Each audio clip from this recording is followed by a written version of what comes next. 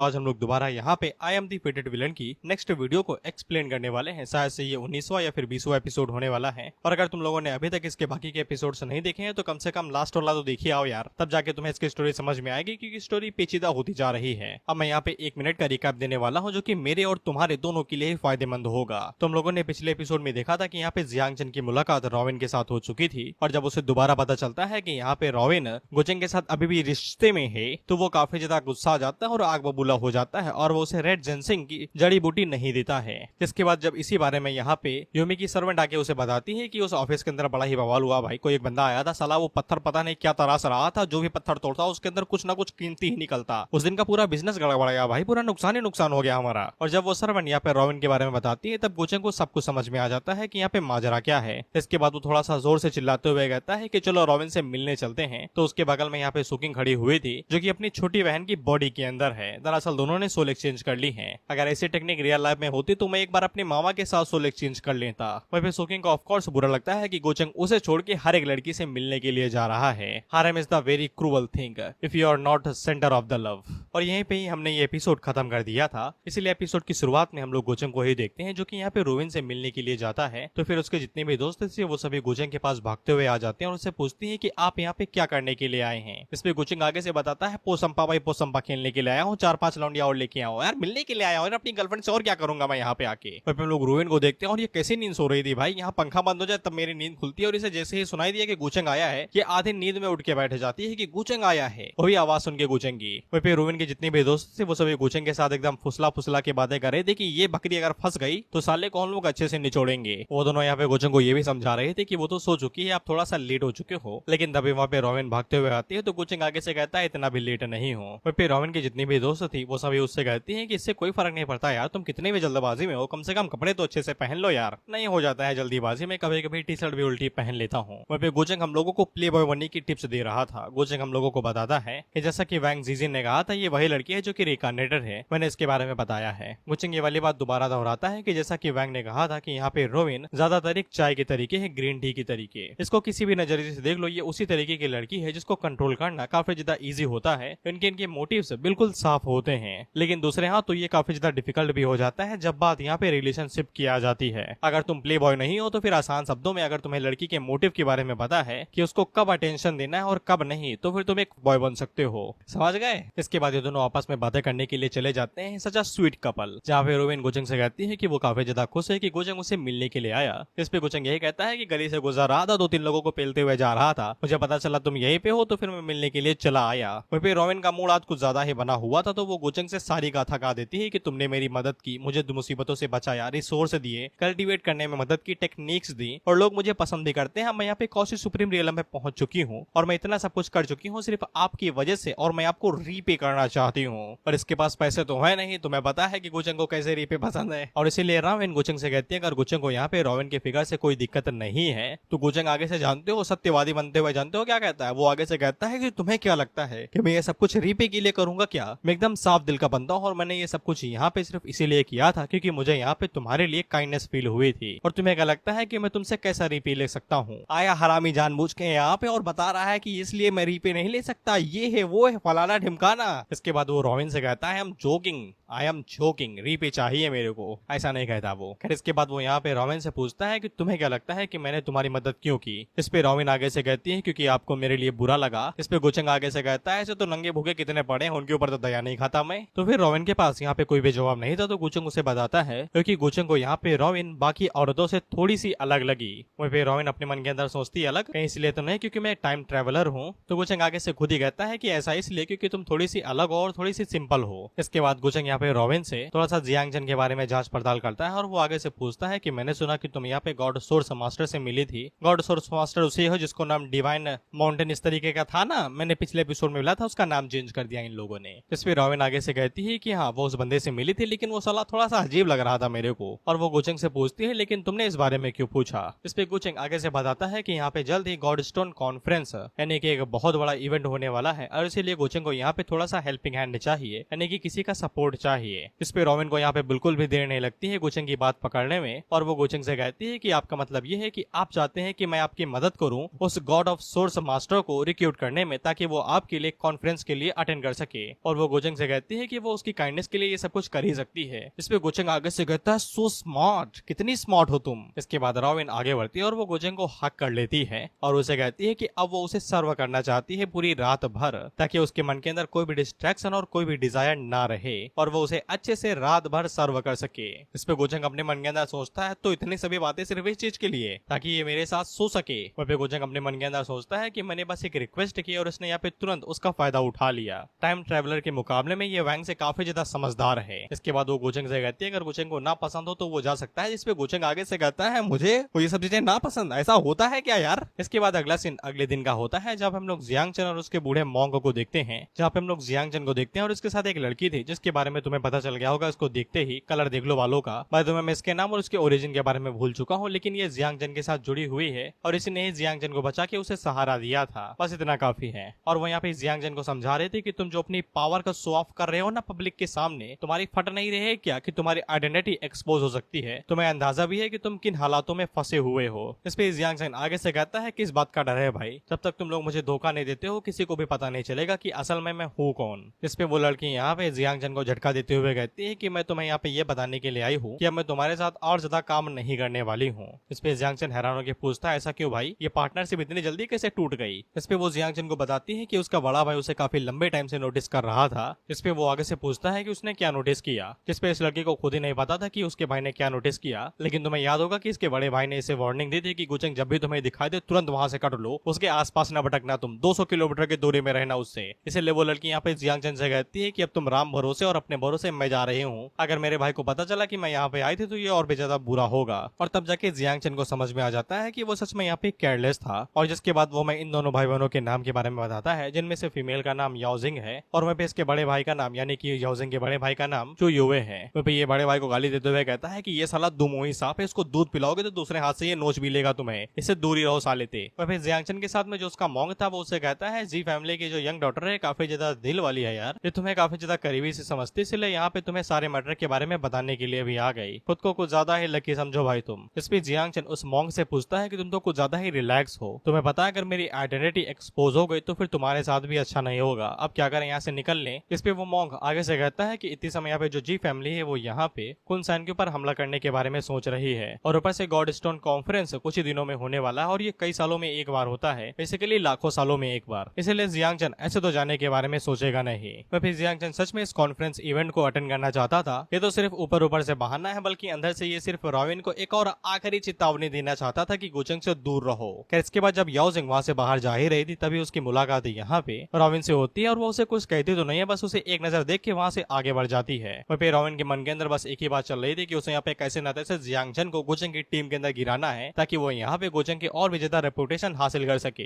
वहीं पे इसकी कमर में कुछ ज्यादा ही दर्द हो रहा था, आई थिंक बैडमिंटन के बैक शॉट कुछ ज्यादा ही स्ट्रॉन्ग थे। खैर इसके बाद रोविन यहाँ पे उन लोगों से पूछती है कि young master stone gambling house यही है क्या भाई। वहीं पे जियांग चन यहाँ पे बड़ों से कह ही रहा था कि मैं वही सबको ज्वाइन नहीं करने वाला, ये सब चीजें बहुत ही ज्यादा खराब है, लेकिन तभी उसकी नजर यहाँ पे रोविन के ऊपर पड़ती है तो वो उसे पूछता है कि आप यहाँ पे क्या कर रही हैं। रोविन आगे से साफ कहती है कि वो यहाँ पे सिर्फ एक चीज के लिए आई है। इस पे जियांग चन आगे से पूछता है मोहतरमा वो एक चीज क्या है बताइए तो सही, लेकिन उससे पहले कि आपके साथ कुछ गड़बड़ है क्या, आपने सब कुछ कमर उमर पेट वेट सब कुछ पकड़ रखा है। इस पे रोविन आगे से कहती है कि कल रात जब वो कल्टीवेट कर रही थी तब उसने गलती से अपनी एड़ी मोड़ ली थी, तो भाई लंगड़ा के चलो ना, ये कमर पकड़ के चलने की क्या जरूरत है। वैसे जियांग चन को कुछ भी समझ में नहीं आ रहा था, वो एकदम कंफ्यूजन में था। वो मन के अंदर सोचता है अगर कल्टीवेशन करते समय पैर पे चोट लगी है तो पैर पकड़ना चाहिए फिर लंगड़ा के चलना चाहिए, ये कमर पकड़ के क्यों चला जा रहा है और पेट पे हाथ क्यों रखा जा रहा है, कुछ उसे समझ में नहीं आ रहा था। Bro is really confuse. वहीं पे हम लोग मोंग को देखते हैं और इसके भाई पैरों तले जमीन खिसक जाती है, एकदम उठ के खड़ा हो जाता है, मतलब ये बंदा एक्सपीरियंस है, इसे सब कुछ समझ में आ चुका है, इसलिए तुरंत यहाँ से भाग जाता है।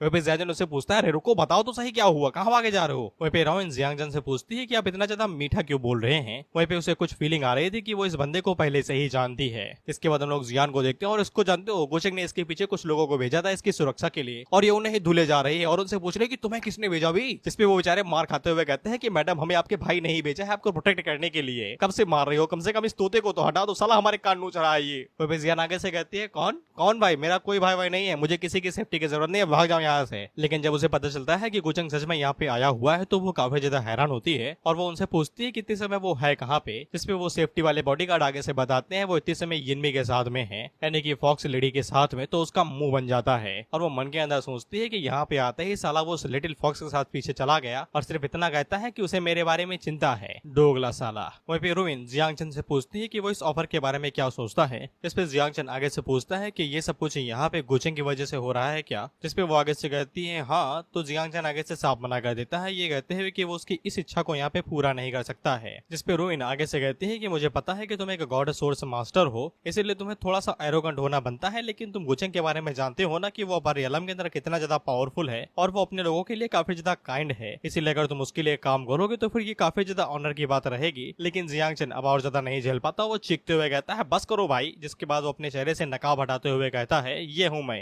वहीं पे रुइन जियांगचन को देख के बहुत ज्यादा हैरान हो जाती है और वो उसे पूछती है कि तुम एक गॉड सोर्स मास्टर कैसे हो सकते हो और ऊपर से तुम यहाँ पे जिंदा कैसे हो, मुझे ये बताओ। और तुमने ये नकाब वकाब क्यों पहन के घूम रहे हो भाई, लोन वोन लिया है क्या भगवा कलर का आईफोन लेने के लिए। इस पे जियांगचन आगे से कहता है नहीं, ये सब कुछ गुचेंग की मेहरबानी है। इस पे रुइन आगे से हैरान होते हुए कहती है क्या, गुचेंग ने तो बोला था कि उसने यहाँ पे तुम सभी लोगों के लिए काफी कुछ अरेंज कर दिया है और उसने तुम लोगों को एक बहुत ही ज्यादा इजी और सेफ जगह पे भेज दिया है। इस पे जियांगचन आगे से कहता है सेटल, अच्छी जगह, सब कुछ झूठ था। जब से उसने हम लोगों को यहाँ पे जेल से आजाद करवाया तब से ही वो हम लोगों के लिए बुरे इंटेंशन रखे हुए था, एकदम शुरुआत से ही। उसने स्टोन टैबलेट को पूरी तरीके से खराब कर दिया ताकि हम लोगों का टैलेंट अच्छे से बाहर ना आए तुम्हारे लिए छोड़ के, इसलिए तुम्हें छोड़ के हम में से किसी का भी टैलेंट वहाँ पे अच्छे से मेजर नहीं हो पाया। इस तरीके से उसने हम लोगों को इजिली यहाँ से बाहर भगा दिया, तुम्हें अपने पास रख लिया। इसके बाद जब उसने हम सभी लोगों को सक्सेसफुली अलग कर दिया तब उसने अपने कुछ लोगों को माउंटेन में भेज दिया हम लोगों को ब्रूटली खत्म करने के लिए। इस पे रुइन को यकीन नहीं होता, वो आगे से कहती है इम्पॉसिबल, गुचेंग ऐसा कभी भी नहीं कर सकता, वो ऐसा इंसान है ही नहीं। इस पे जियांगचन आगे से चीखते हुए कहता है कि सबके सब मारे जा चुके हैं, वैंगिंग, न्यूटियन, सभी लोग सबके सब मारे जा चुके हैं। और वो रुइन से कहता है कि गुचेंग यहाँ पे बिल्कुल भी बिना किसी फायदे के तुमसे ना से बिल्कुल भी नहीं रहेगा, ना ही वो तुम्हारे लिए कुछ भी करेगा। उसने पक्का तुम्हारे लिए कुछ न कुछ प्लान्स बना के ही रखे होंगे। गुचेंग एक नंबर का डोगला इंसान है, दो गौड़ी का इंसान है, उससे ज्यादा शैतानी और भयानक कोई भी नहीं हो सकता है। अभी भी समय है, जाग जाओ, समझ जाओ उसके इरादे क्या हैं। इस पे रुइन काफी ज्यादा घबरा जाती है और एक झलक के लिए वो गुचेंग को मन के अंदर अपने इमेजिन करती है, जहाँ पे गुचेंग एक नंबर का हरामी था, बेसिकली अपने असली रूप में ही था ये। लेकिन जैसा कि मैंने कहा कि प्यार नंगा होता है, तो रुइन आगे से कहती है हो सकता है कि गुचेंग ऐसा हो वो कपटी, दो कौड़ी का हो, डोगलापन हो उसके अंदर, लेकिन इसकी भी कुछ वजह होंगी जिनको वो अवॉइड नहीं कर सकता है। और ये बातें सुनकर यहाँ पे जियांगचन की भाई दुनिया ही पलट जाती है। वो मन के अंदर सोचता है ये कैसा रूप है भाई, सच सामने होते हुए भी नकार देना, इंडियन कोर्ट थोड़ी ना हो तुम यार, ना ही इंडियन जुडिशरी हो। इसके बाद वो रुइन को पकड़ता है और उसे हिलाते डुलाते सब कुछ समझाने की कोशिश करता है कि गुचेंग एक नंबर का इंसान है, दो कौड़ी का इंसान है, वो एक नंबर का कमीना है, उसने यहाँ पे सभी लोगों को मार दिया है, वो एक विलन है और उसकी तरफ जितने भी लोग हैं वो सभी हमारे दुश्मन है, उसने तुम्हें यहाँ पे ब्रेन वॉश कर दिया है, जल्दी से समझ जाओ सब कुछ। इसके बाद वो रुइन से कहता है कि ये सभी चीजें छोड़ो और मेरे साथ चलो, हम लोग यहाँ से भाग चलते हैं, किसी शांत जगह पे रह के कल्टीवेट करेंगे और जब पावरफुल हो जाएंगे तब हम लोग बदला लेंगे गुचेंग के ऊपर। लेकिन रुइन यहाँ पे जियांगचन को एकदम बढ़िया सी एडवाइस देती है, ये कहते हुए कि इस आइडिया के ऊपर गिव अप कर दो अगर मानना नहीं चाहते हो तो। गुचेंग कोई ऐसा इंसान है जिसके साथ तुम निपट सकते हो। अरे बात बाकी लोगों की, तुम्हें जो उनके लिए बुरा लग रहा है और वो उसके लिए यहाँ पे इन सभी चीजों के ऊपर इन्वेस्टिगेट करेगी, क्योंकि रुइन को ऐसा लगता है कि गुचेंग बिना किसी वजह के उनकी इस तरीके से जान नहीं लेगा। इसके बाद वो जियांगचन का हाथ अपने कंधे से दूर हटा देती है। जियांगचन उससे कहता है कि तुम मुझसे ज्यादा गुचेंग के ऊपर भरोसा रखती हो, लेकिन रुइन उससे कहती है कि चले जाओ किसी ऐसी जगह पे जहाँ पे तुम्हें कोई ढूंढ ना पाए, चिंता ना करो, मैं गुचेंग को तुम्हारे बारे में कुछ भी नहीं बताऊंगी। जिससे भाई को इतना बड़ा झटका लगता है कि भाई खून की उल्टी करने लगता है, इतना बड़ा धोखा इसे लगा है। और वो पीछे से रुइन से कहता है कि तुम इस तरीके से बदल जाओगी, मुझे पता नहीं था। इस पे रुइन वहां से जाते हुए इतना ही कहती है कि वो नहीं चाहती है कि जियांगचन भी बलि का बकरा बने, इसीलिए वो जियांगचन से इतना ही कहती है कि जो कहा है उसे फॉलो करो। और फिर मॉन्क भी जियांगचन से यही कहता है कि ये तुम्हारा भाग्य है बच्चा, इसे इग्नोर करो, जल्दी से यहाँ पे चलते हैं, कहीं छुप जाते हैं। लेकिन जियांगचन नहीं मानने वाला था और जियांगचन के सीने के अंदर जो एक बोट है, अगर तुम लोगों को याद हो तो, ऑफ कोर्स याद होगा ही, नहीं याद है तो समझ जाओ उसकी बॉडी के अंदर एक बोट है, बस स्पिरिचुअल बोट। इसकी वजह से ये यहाँ पे स्टोन मास्टर बना हुआ है। खैर वो बोट यहाँ पे जियांगचन से कहती है कि इसे अभी तक अंदाजा नहीं है कि इसे गुचेंग ने कितना ज्यादा ब्रेन वॉश कर दिया है और इसे कितना कपटी बना दिया है। और वो जियांगचन से ये भी कहता है कि तुम इस लड़की को इस तरीके से इग्नोर नहीं कर सकते हो। इसके बाद हम लोग रुइन को देखते हैं और उसके पर्सपेक्टिव से हमें कुछ बताने की कोशिश की जाती है। उसे यहाँ पे जियांगचन के ऊपर भरोसा है कि गुचेंग ऐसा कर सकता है, क्योंकि गुचेंग जितना ज्यादा नरम और दयालु रुइन के लिए बन रहा था उतना बन पाना काफी ज्यादा मुश्किल है। और रही बात जियांगचन की, तो वो गुचेंग को यहाँ पे जियांगचन के बारे में कुछ भी नहीं बताएगी। और रही बात यहाँ पे बदला लेने की, तो उसे अच्छे से पता है कि रुइन के पास जो कुछ भी है यहाँ पे वो सब कुछ गुचेंग ने ही दिया है, इसलिए अगर वो जो गुचेंग के खिलाफ में बदला लेने करने के बारे में सोचती भी है तो ये एक तरीके से सेल्फ डिस्ट्रक्शन ही होगा। इसके बाद हम लोग गोचेंग को देखते हैं जो कि दोबारा यूमी के पास जाता है और वो उसे पूछता है कि गॉड स्टोन कॉन्फ्रेंस 3 दिनों में होने वाली है, उसकी तैयारियां कैसे चल रही हैं। इस पे यूमी आगे से बताती है कि सब कुछ बढ़िया ही चल रहा है। गोचेंग के प्लान के मुताबिक, गोचेंग के एक्शन के मुताबिक उन लोगों ने यहाँ पे थोड़े बहुत टुकड़े गॉड स्टोन इमॉर्टल फीटस के कॉन्फ्रेंस के कुछ पत्थरों के अंदर डाल दिया है। अगर तुम लोगों को फीटस के बारे में नहीं पता है तो फीटस एक बच्चा होता है अनबॉर्न बेबी जो मदर के पेट में रहता है, तकरीबन 3 से 4 महीने का बच्चा, उसको फीटस बोला जाता है डॉक्टर की लैंग्वेज में। फिर गोचेंग को अच्छे से पता है कि इस गॉड स्टोन कॉन्फ्रेंस के बाद में यहाँ पे जी फैमिली और कई सारी फैमिली एक साथ मिलके कुनसैन के ऊपर अटैक करने वाली हैं, जो पूरे अपर रियलम के लिए बहुत ज्यादा रेयर और एक्सट्रीम इवेंट होने वाला है। और क्या पता किस क्लैन के अंदर क्या छुपा हुआ है। इस पे यूमी आगे से बताते हैं कि गोचेंग ने जैसा सोचा बिल्कुल वही है। वो सभी लोग यहाँ पे पूरी दिल लगी के साथ में एक गॉड सोर्स मास्टर को ढूंढने की कोशिश कर रहे हैं। बेसिकली पत्थर के अंदर कुछ ट्रेजर छुपे रहते हैं, उन्हें तराशने वाले को गॉड सोर्स मास्टर कहा जाता है। एक तरीके से जुआरियों का फाइनल बॉस। यूमी बताती है कि ऐसा लगता है कि वो सभी लोग इमॉर्टल फीटस के लिए कुछ ज्यादा ही इंटरेस्टेड हैं। और फिर गोचेंग को यहाँ पे उस बंदे के बारे में पता है जो कि जिंदा है। अगर तुम्हें उस बंदे के बारे में याद ना हो तो जियांग जिन के साथ में एक और बंदा था जो खाई से ही कूद गया था खुद को बचाने के लिए। और गोचेंग को अच्छे से पता है कि वो इतने समय यहाँ पे आन क्लैन की किसी यंग लेडी के साथ घूम रहा है, उनके साथ कुछ परिचित बन के। और गोचेंग को अच्छे से अंदाजा है कि यहाँ पे आन क्लैन बहुत जल्द ही जियांग जिन को ढूंढेगा। और जब वो सभी लोग एक साथ मिलकर वहाँ पे मीटिंग कर रहे हैं तब गोचेंग यहाँ पे उनके सामने फाइनल एंट्री मारेगा, ये कहते हुए कि हम तो पुराने मित्र हैं यार, भूल कैसे गए हमें। इसके बाद गोचेंग को यहाँ पे अपनी छोटी बहन के बारे में याद आता है और वो यूमी से कहता है कि मैंने तुमसे पूछा था कि जरा उसके बारे में पता लगाओ यार, कहाँ घूम रही है तोते वोते को लेके। इस पे यूमी आगे से बताते हैं कि यहाँ पे जियान को जो प्रोटेक्ट करने के लिए लोगों को भेजा गया था, जियांग ने उन्हें मारपीट के वापस भेज दिया। और उन लोगों ने यहाँ पे यूमी को ये बताया कि जियांग ने बोला है कि उसके आसपास कोई भटकना नहीं चाहिए क्योंकि वो बाद में आके यूमी से भी निपट लेगी। मुझे आगे से कहता है वाओ काफी ज्यादा शैतान है। इसके बाद वो यूमी से पूछता है फिलहाल आजकल वो क्या कर रही है, जिस पे यूमी आगे से कहती है सट्टेबाजी। पिछले कई दिनों से वो गैमलिंग स्टोर के अंदर खड़ी हुई और लगातार जीते ही जा रही है, एक भी बार वो नहीं हारी। क्या खेल के पैदा किया था भाई उसको, जुआ खेल के पैदा किया था क्या, साले हार ही नहीं रही यार, जितने बार दांव मारे उतनी बार कुछ ना कुछ निकाले जा रही है। ये सुनकर तो गोचेंग भी हैरान हो जाता है। वो आगे से कहती है इतनी बड़ी सट्टेबाज है क्या, साला मैं उसका भाई हूँ, मुझे ही नहीं पता कि वो इतनी बड़ी सट्टेबाज है, मुझे भी नहीं पता था कि उसके पास इस तरीके का टैलेंट है। जिसके बाद हम लोग यहाँ पे असली टैलेंटेड बंदे को देखते हैं जो कि था ये तोता भाई। ये आगे से बात, ये भाई था फाइनल बॉस सट्टेबाजी का, ये है फाइनल बॉस। ये जियान से कहता है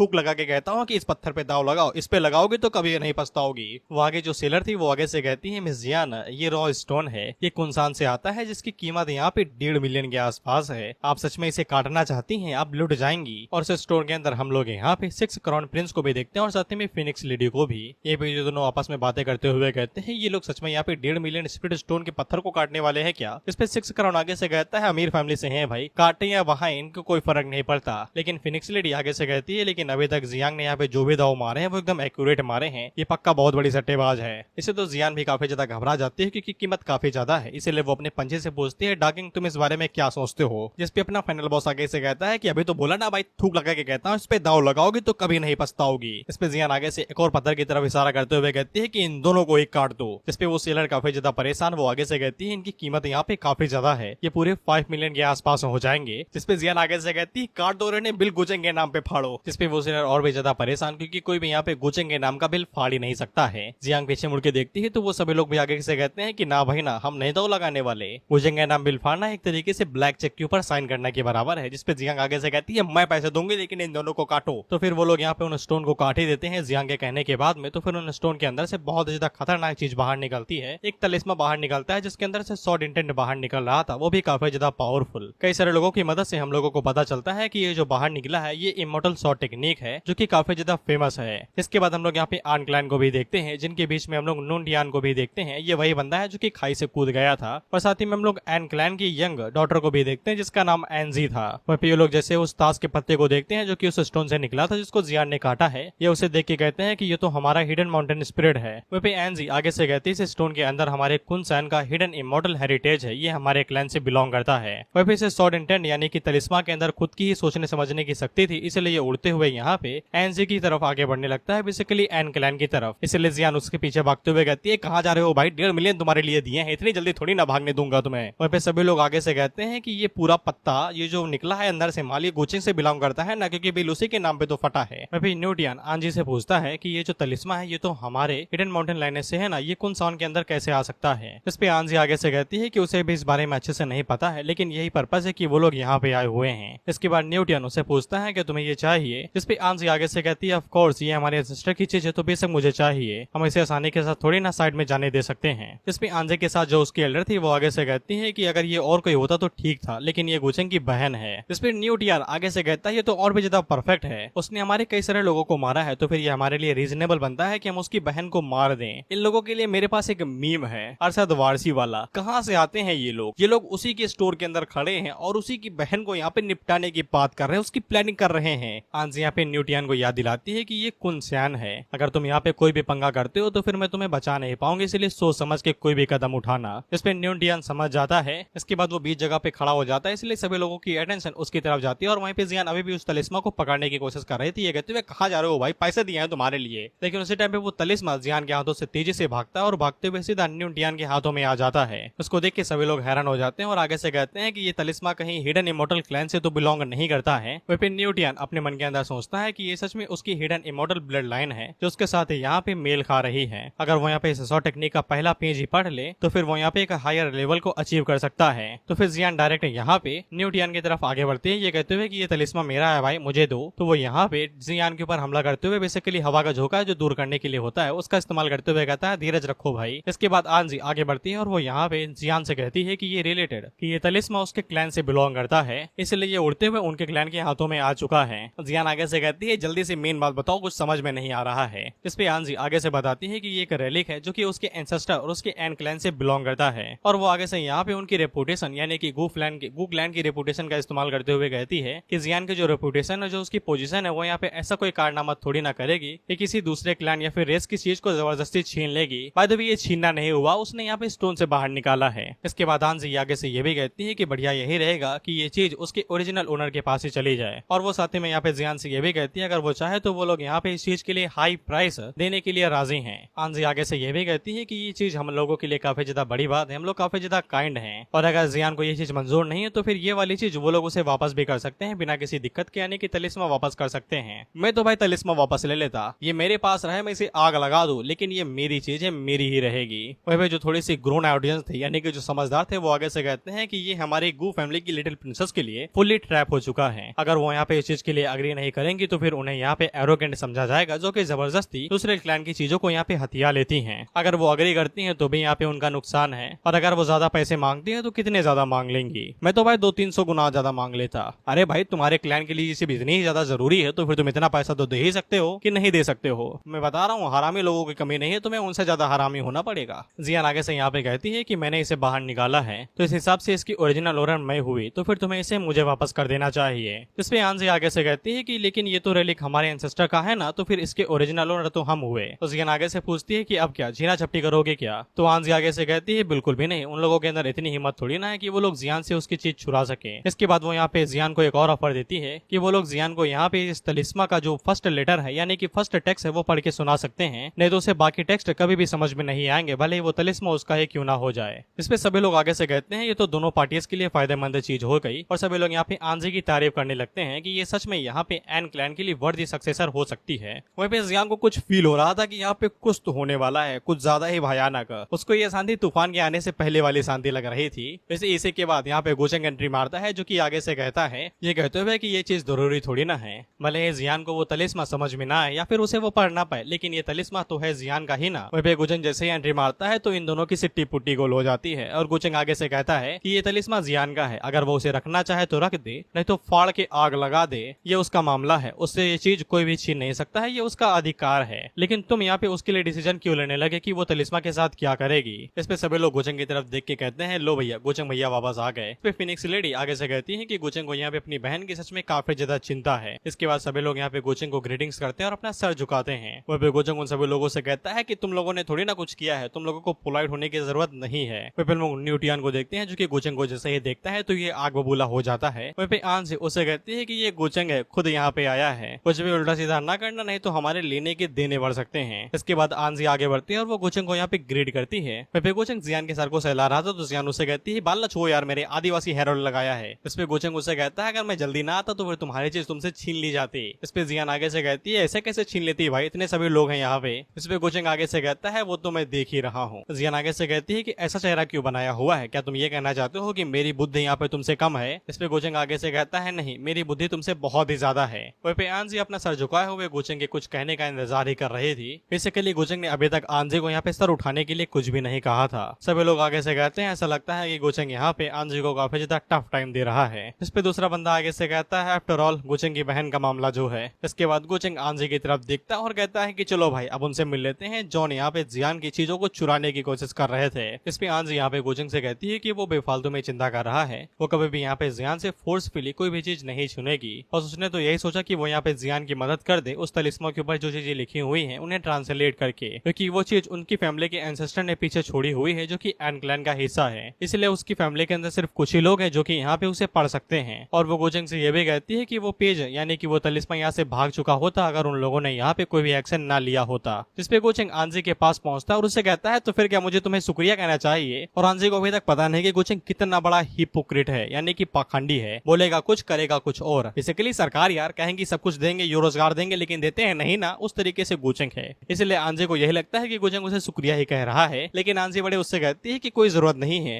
गोचंग उसे कहता है तुम बड़ा थक जाती हो ना हर दिन इस तरीके से लोगों को स्कैम करते हुए, चलो मैं तुम्हारी मदद कर देता हूँ इन सभी चीजों से हमेशा हमेशा की छुट्टी दिला के। इसके बाद आंजी जब अपना सर उठा के देखती है तो गोचंग सच में उसे खाने भर को देने वाला था। इसलिए यहाँ पे आंजी के जो गार्डियन थी वो यहाँ पे बीच में आ जाती है और वो गोचंग के हमले को अपने ऊपर ले लेती है। इसके बाद वो यहाँ पे जमीन को तोड़ते हुए, बेसिकली बिल्डिंग को तोड़ते हुए दूर जाके गिरती है। वहीं यहाँ पे कुछ लोग थे जिन लोगों को पता चलता है कि कुछ लोग यहाँ पे फाइट वाइट कर रहे हैं जो कि ट्रूथॉइस्ट थे। ये आगे से कहते हैं चलो देखते हैं यार, लड़ाई दिखने में किसको मजा नहीं आता है। वहीं गोचंग ने जो हमला किया था एल्डर उसके झटके में एक बार में ही निपट गया था। एल्डर की ये आखिरी सांसें थी जो उसने अभी ली थी। इस पे सभी लोग आगे से कहते हैं कि गोचंग भाई साहब उतने ही पावरफुल हैं जितना उनके बारे में र्यूमर कहते हैं। इसके बाद हम लोग आंजी को देखते हैं जो कि धमाके की चपेट में आ गई थी और ये काफी ज्यादा घायल हो जाती है। और गोचंग आंजी को यहीं पे ही बख्श देता है ये कहते हुए कि ऐसा लगता है कि तुम्हारे गार्ड ने मेरी मदद ले ली है, इसलिए थैंक यू कहने की जरूरत नहीं है, बस अगली बार से सावधान रहना। फिर न्यूटियान की फटके 4 हो चुके थे। जिसके बाद गोचंग उसकी तरफ देखता है और उससे कहता है कि वो ट्रेजर इस तरफ दोगे या फिर मैं तुम्हारी हड्डियों का चूरा बना के अपने हाथों से ले लूं। इस पे न्यूटियान की इतनी ज्यादा फट जाती है कि वो कुछ समझ ही नहीं पाता, लेकिन उसी टाइम पे वो तलिस्मा उसके हाथ से छूटता है और यहाँ से भागने की कोशिश करने लगता है। लेकिन गोचंग अपनी स्पिरिचुअल चेंज का इस्तेमाल करते हुए उस तलिस्मा को वहीं पे ही पकड़ लेता है, ये कहते हुए कि इतनी स्पिरिचुअल एनर्जी बची हुई है तो उसको काहे लिए इस्तेमाल कर रही हो बेफालतू में, जब मैं तुम्हें इस्तेमाल ही नहीं कर सकता हूँ तो फिर तुम्हें रखने का फायदा ही क्या है। जिसके बाद वो अपनी एबिलिटीज का इस्तेमाल करते हुए उस तलिस्मा के अंदर जो भी कॉन्शियसनेस या फिर स्पिरिट थी उसे पूरी तरीके से डिस्ट्रॉय कर देता है। उसको देख के आंजी की आंखें बाहर आ जाती है कि ये क्या हुआ भाई अभी यहाँ पे। लेकिन सबसे ज्यादा झटका यहाँ पे जियान को लगता है। वो गोचंग से कहती है कि तुमने एक डिवाइन कॉन्शियसनेस को इरेज कर दिया, तुम्हें पता है कि तुमने कितना बड़ा नुकसान किया है। इस पे गोचंग आगे से कहता है कि जब कोई चीज है यहाँ पे कहना ना सुने तो फिर उसे डिस्ट्रॉय ही कर देना चाहिए। इसके बाद जियान आगे बढ़ती है और वो गोचंग से यहाँ पे हर जाना मांगने लगती है, कहती हुई कि मेरा ट्रेजर मेरा वापस करो। गोचंग उसे पूछता है पढ़ सकती हो? जियान आगे से कहती है बिल्कुल भी नहीं। वहीं पे ये दोनों अपने मन के अंदर सोच रहे हैं जो देखो तो भाई बहनों को कैसे आपस में लड़ रहे हैं। गोचंग इतना एहसान तो किसी के ऊपर नहीं करता इतना। इस पे गोचंग यहाँ पे जियान से कहता है तुम्हें पढ़ना नहीं आता ना, मैं तुम्हें सिखा दूंगा। इस पे जियान का माथा सनक जाता है, इसलिए वो अपने दांत गड़गड़ाने लगती है और गोचंग को घूरते हुए देखने लगती है। गोचंग उसे कहता है ये दांत निकालना बंद करो, गंदा लगता है। और अभी तक हम लोगों ने यहाँ पे हिसाब किताब की बातें नहीं की हैं। बिल जिसके नाम पे फटा है वो पैसे कौन देगा भाई? इस पे जियान हाथ बांध लेती है और वो आगे से कहती है भैया आपने कुछ बोला क्या, कुछ पैसे की बात कर रहे थे क्या भैया आप? खैर वो दोनों आगे बात कर पाते इससे पहले यहाँ पे एक और दोस्त पावरफुल बंदा आ जाता है जो कि अपनी एनर्जी को रिलीज कर रहा था और ये बंदा एन क्लैन की तरफ से था। वहीं पे एन क्लैन के एल्डर को नहीं पता था कि यहाँ पे गोचंग है, इसलिए वो यहाँ पे आंजी से पूछता है कि तुम्हें इतनी बुरी तरीके से किसने मारा, किसके अंदर इतनी हिम्मत आ गई। इस पे गोचंग साइड से बाहर निकलता है और वो यहाँ पे एन क्लैन के एल्डर से कहता है कि आप उस बैटल के अंदर थे ना जो स्काई डियर सिटी के अंदर हो रहा था। वहीं पे एल्डर जैसे यहाँ पे गोचंग को देखता है तो वो पलक झपकते हैं, यहाँ पे सीधा गोचंग के पास आता है और सबसे पहले एनजी को डांटता है ये कहते हुए तुमने इसे क्या गलती कर दी भाई कि गोचंग को तुम्हें इस तरीके से मारना पड़ा। इस पे गोचंग आगे से कहता है नहीं नहीं इतनी बड़ी प्रॉब्लम नहीं थी, बस ये मेरी बहन की कुछ चीजें लेने की कोशिश कर रही थी तो मैंने इसको अच्छा सबक सिखा दिया। इस पे आंजी आगे से इतना ही कहती है कि ये उसी की गलती थी और गोचंग ने उसे सजा दे दी है।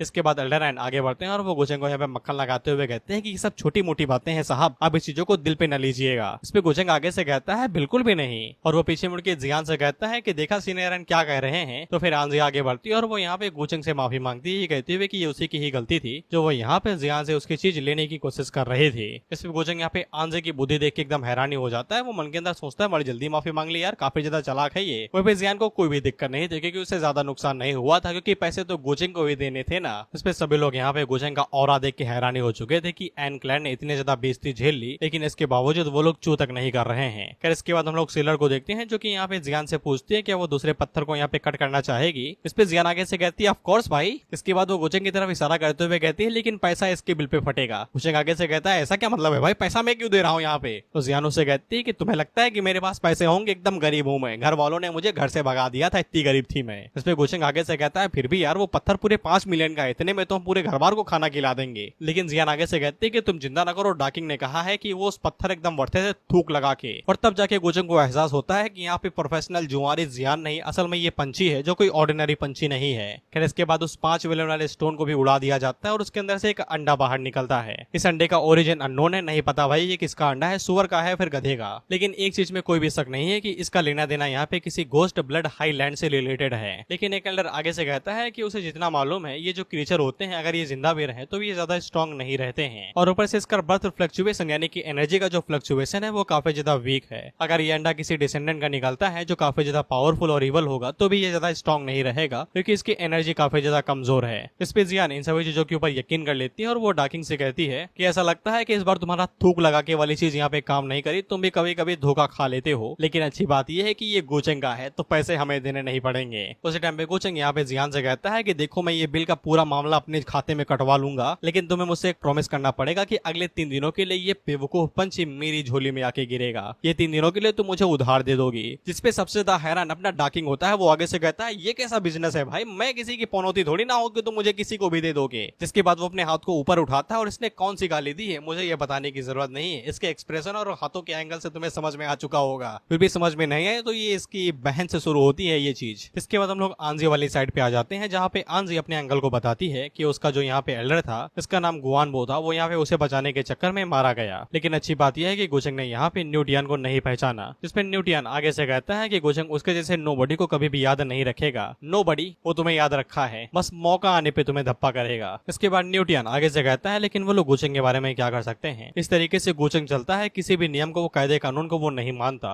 पूरे अपर रियलम के अंदर अगर कोई कुछ कर सकता है तो वो गोचंग ही है। इस पे इन लोगों का अंकल आगे से यही कहता है कि हाँ ये बात पूरी तरीके से सही है, मुझे जैसा बंदा आज तक यहाँ पे कभी पैदा नहीं हुआ, वो कभी भी यहाँ पे लो प्रोफाइल नहीं रहता, उसकी चर्चा हमेशा रहती ही है। ऊपर से वो बहुत ज्यादा अग्रेसिव है और हमेशा ऐसे ऐसे कारनामे करते रहता है कि जिससे अपर रियलम की जो इंटरनल पीस है वो हमेशा यहाँ पे डिस्टर्ब होती ही रहती है। भले ही हम लोग यहाँ पे कुछ भी ना करें लेकिन जो बाकी फोर्सेस रहेंगी वो भी इसे ज्यादा देर तक झेल नहीं पाएंगी। इस पे आंजी आगे से कहती है कि अंकल ने जो कहा है वो पूरी तरीके से सही है। भले ही यहाँ पे गोचंग पावरफुल है, उसकी गो फैमिली पावरफुल है, लेकिन अगर वो लोग यहाँ पे पब्लिक क्रिटिसिज्म के टारगेट बन जाते हैं तो फिर गोचंग को कोई भी नहीं बचा पाएगा। पब्लिक क्रिटिसिज्म का मतलब ये है कि यहाँ पे जितने भी फोर्सेस हैं यानी कि अपर एलम के जितने भी लोग हैं, जितनी भी फैमिलीज हैं, वो यहाँ पे गो फैमिली को नकारने लगे और उनके खिलाफ चले जाए तो फिर गोचंग को कोई भी नहीं बचा सकता है। गो फैमिली के अंदर पूरे 16 एल्डर्स हैं और कुछ एंसेस्टर हैं जिनका लेवल पता ही नहीं है कि वो कौन से पे हैं। अगर वो सभी मैदान जंग में उतर है तो पूरा अपर रियलम हिल जाएगा, तांडव होगा वहाँ पे, और इन लोगों को लगता है कि गो फैमिली कुछ भी नहीं करेगी। इसके बाद अंकल यहाँ पे आन यान के बारे में पूछता है कि वो आजकल कहाँ पे है, उसके बारे में मुझे कुछ पता नहीं चल रहा। इस पे आंजी आगे से कहती है कि आन यान काफी ज्यादा शांत रही है इतने सालों तक, वो भी काफी ज्यादा छोटी है, वो उसकी अपोनेंट कभी भी नहीं बन पाएगी। अब अगर मुझे अच्छे से याद करूँ तो फिर आर्यन शायद से वही लड़की है जो कि यहाँ पे जियान के जरिए गोचंग का फेवर लेना चाहती थी और गोचंग ने उसे पकड़ लिया था, धप्पा कर लिया था, तो उसने माफी मांगी और ये बताया कि वो लोग यहाँ पे आन क्लैन के एंसेस्टर के ब्लड का इस्तेमाल करने वाले हैं पावरफुल होने के लिए। तो गोचंग ने कहा कि वो 3 बूंद मुझे चाहिए, 3 बूंद जिंदगी की। इतने में अगर तुम्हें समझ में आ गया तो आ गया हो, मैं आप पिक्चर लगा देता भाई प्लीज, लेकिन मैं एडिट नहीं कर रहा हूँ तो मैं नहीं कर सकता ये। एडिट अगर हो सके तो तुम्हें लगा देना यार, इतना एहसान कर दो यार इनके ऊपर। खैर अंकल यहाँ पे आंजी को याद दिलाता है कि सेफ रहना सॉरी से ज्यादा बेहतर रहेगा, और वो यहाँ पे आंजी को बताता है कि जब वो लोग यहाँ पे 8 डिसोलेशन और 10 रियलम के अंदर थे तब उसने यहाँ पे आन यान को गोचंग के काफी ज्यादा करीब देखा था, सॉरी गोचंग ने जियान के करीब देखा था। और जहाँ तक अंकल लोग लगता है कि आन यान यहाँ पे बिल्कुल भी जियान के बेफालतू करीब में नहीं जाएगी। इस पे आंजी को समझ में आ जाता है कि उसकी छोटी बहन इतनी भी ज्यादा बेवकूफ नहीं है, वो यहाँ पे फैमिली की बाहर की ताकत इस्तेमाल करने वाली है आंजी से निपटने के लिए। जिसपे आंजी को अभी भी बिल्कुल चिंता नहीं थी क्योंकि उसका यहाँ पे एक खतरनाक प्लान था। वो आगे से कहती है वो भी एक बेवकूफ है, उसे लगता है कि वो गोचंग फैमिली का सपोर्ट ले लेगी तो वो हमारे खिलाफ जीत सकती है। मुझे जैसे ही यहाँ पे हिडन इमॉर्टल ब्लड लाइन की 3 बूंदें मिल जाएंगी तो मैं उनकी मदद से यहाँ पे न्यूटियन की ब्लड ब्लड लाइन को एक्टिवेट कर दूंगी, रिवाइव कर लूंगी उसे। इसके बाद एंसेस्टर हमारे साथ हो जाएंगे और हमें कोई भी हरा नहीं पाएगा। इन्हें नहीं पता कि इनकी नाक के नीचे से वही 3 बूंदे गायब होने वाली हैं। इस पे इन लोगों का अंकल आगे से यही कहता है कि जब तक उन लोगों के पास यहाँ पे एडवांटेज है तब तक उन लोगों को यहाँ पे आन से डरने की बिल्कुल भी जरूरत नहीं है, और इसीलिए यहाँ पे जो बड़े लोग हैं यानी कि एंसेस्टर है वो कुछ भी नहीं कहेंगे। इसके बाद यहाँ पे एक सोल्जर आता है जो कि आंजी को बताता है कि बाहर एक बंदा आया हुआ है जो कि उन लोगों से मिलना चाहता है, ये कहते हुए कि वो उन लोगों का दोस्त है। इस पे आंजी को कुछ भी नहीं पता था कि ये कौन बंदा है। जिसपे वो बंदा आगे से बताता है, उसने ये भी कहा है कि वो गॉड सोर्स मास्टर है और उससे यहाँ पे उन लोगों की जरूरत है और वो काफी ज्यादा अर्जेंट में आया हुआ है। इस पे आंजी पीछे मुड़ के यहाँ पे न्यूटियन से पूछती है कि तुम इस बंदे को जानते हो क्या। इस पे न्यूटियन आगे से कहता है कि जानता तो मैं भी नहीं हूँ, लेकिन अच्छी अपॉर्चुनिटी है, हम लोगों को चेक कर लेना चाहिए। इसके बाद वो लोग सीधा जाके मिलते हैं तो फिर ये बंदा और कोई नहीं अपना जियांग चन ही था जो कि यहाँ पे सबसे पहले माफी मांगता है बिना बुलाए आने के लिए। इस पे आंजी आगे से साफ कह देती है कि हम दोनों अजनबी हैं, तुमने किसी गलत बंदे को पहचान लिया है, हम लोग पहले कभी भी नहीं मिले हैं। इस पे यहाँ पे जियांग चन आंजी से कहता है कि हम दोनों के पास एक कॉमन एनिमी है और दुश्मन का दुश्मन दोस्त होता है, इसलिए हम लोग यहाँ पे फ्रेंड हुए। इस पे इन दोनों को कुछ भी समझ में नहीं आता कि ये लोग किस बारे में बात कर रहे हैं, भाई कौन सा कॉमन एनिमी। वह जियांग चन जब न्यूटियन को अच्छे से घूरता है तब उसे पता चल जाता है कि ये बंदा तो हमारा दोस्त न्यूटियन ही है। इसके बाद वो अपने चेहरे से अपना नकली चेहरा हटाता है और अपना असली चेहरा दिखाते हुए कहता है कि मैं जियान हूँ। इसमें न्यूटियन आगे से कहती है, जियांग चन साले व्यवहारी तू अभी तक जिंदा है। इसके बाद वो दोनों भाइयों के तरीके गले लग जाते हैं और मैं तो नहीं मिलता भाई कभी भी इस तरीके से गले अपने दोस्त के साथ में। नहीं, मैं जितना मैं हरामी हूँ मुझे लगता है कि मौत को टक से छू के वापस आने के बाद भी अपने दोस्त से यही कहता है, जिंदा हो यार तुम। और ये वाली चीज सच्ची घटना पर आधारित है। स्कूल का टाइम था और बस हमारे कान के बगल से निकली थी, मैं और सूरज पीछे थे एकदम, फिर भी हम इसे सीरियस नहीं ले रहे, हम मजे मार रहे हैं। अरे जिंदा है यार हम। करियर दोस्त अपना भरत मिलाप करते हैं, ये कहते हुए मुझे लगा कि गोचंग ने तुम्हें मार दिया और मुझे लगा कि गोचंग ने तुमको मार दिया। जिसके बाद इन दोनों का भरत मिलाप यहीं पे ही खत्म होता है। इसके बाद न्यूटियन आंजी को बताता है कि ये द गॉड सोर्स मास्टर और कोई नहीं, हमारा पुराना दोस्त मेरा भाई जिगरी है। इस पे आंजी काफी ज्यादा खुश हो जाती है क्योंकि उसे यहाँ पे फ्री में एक गॉड सोर्स मास्टर जो मिलने वाला है। वो आगे से कहते हैं कि तुम दोनों का रिश्ता तो कुछ ज्यादा ही गहरा है। करिए काफी ज्यादा अच्छी अपॉर्चुनिटी, हम लोग यहाँ पे गॉड स्टोन कॉन्फ्रेंस के बारे में अब अच्छे से डिस्कस कर सकते हैं। इसके बाद अगला सीन सीधा 3 दिनों के बाद ही का होता है, हम लोग डायरेक्ट गॉड स्टोन कॉन्फ्रेंस को ही देखते हैं। इसके बाद यहाँ पे कुछ नए कैरेक्टर्स की एंट्री होती है। हमें बताया जाता है कि ये जो एल्डेस्ट प्रिंसेस है वो यहाँ पे दायो इम्पोर्टल डायनेस्टी की एक नई प्रिंसेस है और साथ ही शायद से यहाँ पे जो दायो इमोर्टल डायनेस्टी है काफी ज्यादा फेमस है क्योंकि इन लोगों की नजरों में ये जो फेस्टिवल यहाँ पे होने वाला है स्टोन कॉन्फ्रेंस, ये काफी ज्यादा लो की रहता है। इसके बाद कुछ लोग यहाँ पे दायो इमोर्टल डायनेस्टी के एल्डेस्ट प्रिंसेस के यंगर ब्रदर के बारे में बात करने लगते हैं और उसके बारे में बताया जाता है तो ये काफी ज्यादा पावरफुल है। इसने सिर्फ 13 की उम्र में यहाँ पे काफी अच्छे ब्रेक थ्रू किए थे, इसलिए हर कोई इसे यहाँ पे लिटिल एम्परर के नाम से जाना जाता है। इसके बाद हमारी मुलाकात यहाँ पे एल्डेस्ट प्रिंसेस और साथ ही में उस ब्रदर से भी हो जाती है जिसे जीनियस कहा जाता है। सबसे बड़ी प्रिंसेस का नाम यहाँ पे यूफिया है, वहीं पे उसके छोटे भाई का नाम यूमिंग है जो कि अपनी बड़ी बहन से कहता है कि हम लोगों को यहाँ पे आने की जरूरत नहीं थी कि कॉन्फ्रेंस काफी ज्यादा बोरिंग होने वाला है। तो फिर यूफिया अपने छोटे भाई को समझाती है। ऐसा माना जाता है कि डायो इमोर्टल डायनेस्टी का जो सबसे पहला एम्परर था उसने यहाँ पे डायो इमोर्टल सूत्रा को एक पत्थर से बनाया था, जिसके बाद उसने यहाँ पे डायो इमोर्टल डायनेस्टी की स्थापना की थी। हालांकि ये चीज काफी ज्यादा पुरानी हो चुकी है, लेकिन शायद से इसी वजह से यहाँ पे ऐसे कई सारे लोग हैं जो कि इस कॉन्फ्रेंस के अंदर हिस्सा लेते हैं। इसके बाद फिया आगे से कहती है कि उसके फादर ने कहा था कि जो डायो इमोर्टल सूत्रा का जो बचा हुआ पन्ना है वो शायद से यहाँ पे गॉड कॉन्फ्रेंस स्टोन के अंदर मिल सकता है, इसलिए उन लोगों को इस कॉन्फ्रेंस के अंदर काफी अच्छे से ध्यान देना पड़ेगा। इस पर यूमिंग आगे से कहता है कि हमारे एंसेस्टर उस पन्ने को ढूंढ नहीं पाए उस सूत्रा के, तो फिर हम लोग क्या ही उखाड़ पाएंगे। इसके बाद वो यहाँ पे यूफिया से कहता है कि ये कैसा रहेगा कि मैं तुम्हारे लिए यहाँ पे एक अच्छा सा पति ढूंढ दूं। गोचंग के बारे में क्या ख्याल है, वो काफी ज्यादा रेयर टैलेंटेड है और तुमने उसके बारे में सुना ही होगा। अगर तुम दोनों एक साथ मिल जाते हो तो फिर तुम्हारा जो बेबी होगा वो काफी ज्यादा पावरफुल होगा। इस पे यूफिया अपने भाई को डांटते हुए कहती है कि अपने शब्दों के साथ थोड़ा सा सावधान रहो, अगर गोचंग ने इस बारे में सुन भी लिया तो फिर हम लोग उसका सामना कैसे करेंगे। इस पे यूमिंग आगे से कहता है कि तुमने काफी ज्यादा अपने आप को छुपाया हुआ है, लेकिन मुझे अच्छे से पता है कि तुम कितने ज्यादा पावरफुल हो। वो 6 बार के चैंपियन और सेंड किंग तुम्हारे बराबर के हैं ही नहीं। लेकिन यूफिया उसे समझाते हुए कहती है कि यहाँ पे हमेशा तुमसे बेहतर लोग रहते हैं। मैं तुम्हें एक अच्छी एडवाइस देती हूँ कि अगर तुम्हें किसी फालतू के बवाल में नहीं पड़ना है तो कम बात किया करो, खासकर पब्लिक एरिया में, खासकर पब्लिक एरिया के अंदर। इस पे यूमिंग आगे से कहता है कि इसका मतलब ये तो नहीं कि तुम यहाँ पे पहले ही टावा फैमिली के लड़के के अंदर इंटरेस्टेड हो, लेकिन मेरे ओपिनियन के हिसाब से उसे सिर्फ यहाँ पे शॉर्ट मास्टरशिप ही आती है और वो किसी काम का नहीं है। लेकिन यूफिया मिंग से कहती है कि अपनी बोलती बंद रखो। इसके बाद हम लोग दोबारा देखते हैं कि यहाँ पे जियान भाई जलवा मचाए हुई थी। भाई ये सट्टेबाज लोग हैं भाई, ये लोग पत्थर को काट काट के माली निकाले जा रहे थे। इस बार जियान ने एक पत्थर काटा तो फिर उसके अंदर से स्प्रिंग ऑफ लाइफ बाहर निकला था। क्या था कि सभी लोग हैरान हो जा रहे थे कि भाई ये कौन लोग हैं, भाई कहाँ से आते हैं, ये क्या क्या निकाले जा रहे हैं पत्थर के अंदर से, हम यहाँ निकाल ले तुम्हें मिट्टी मिल रही है, ये निकाल रहे तो इन्हें यहाँ पे सब कुछ मिल रहा है। जियान गोचंग से कहती है कि देखा मैंने तुमसे कहा था ना कि इस पत्थर के अंदर बवाल चीज निकलेगी, निकली ना, अब मैंने तुम्हारे ऊपर एक एहसान कर दिया है, तुम्हें मेरे लिए कुछ काम करना पड़ेगा। इस पे गोचेंग आगे से कहता है कि मैं थोड़ा सा केयरलेस हो गया था, इसीलिए तुम लकी निकल गए इस बार। इस पे जियान आगे से कहती है कि लक, ये मेरी स्ट्रेंथ है, स्ट्रेंथ।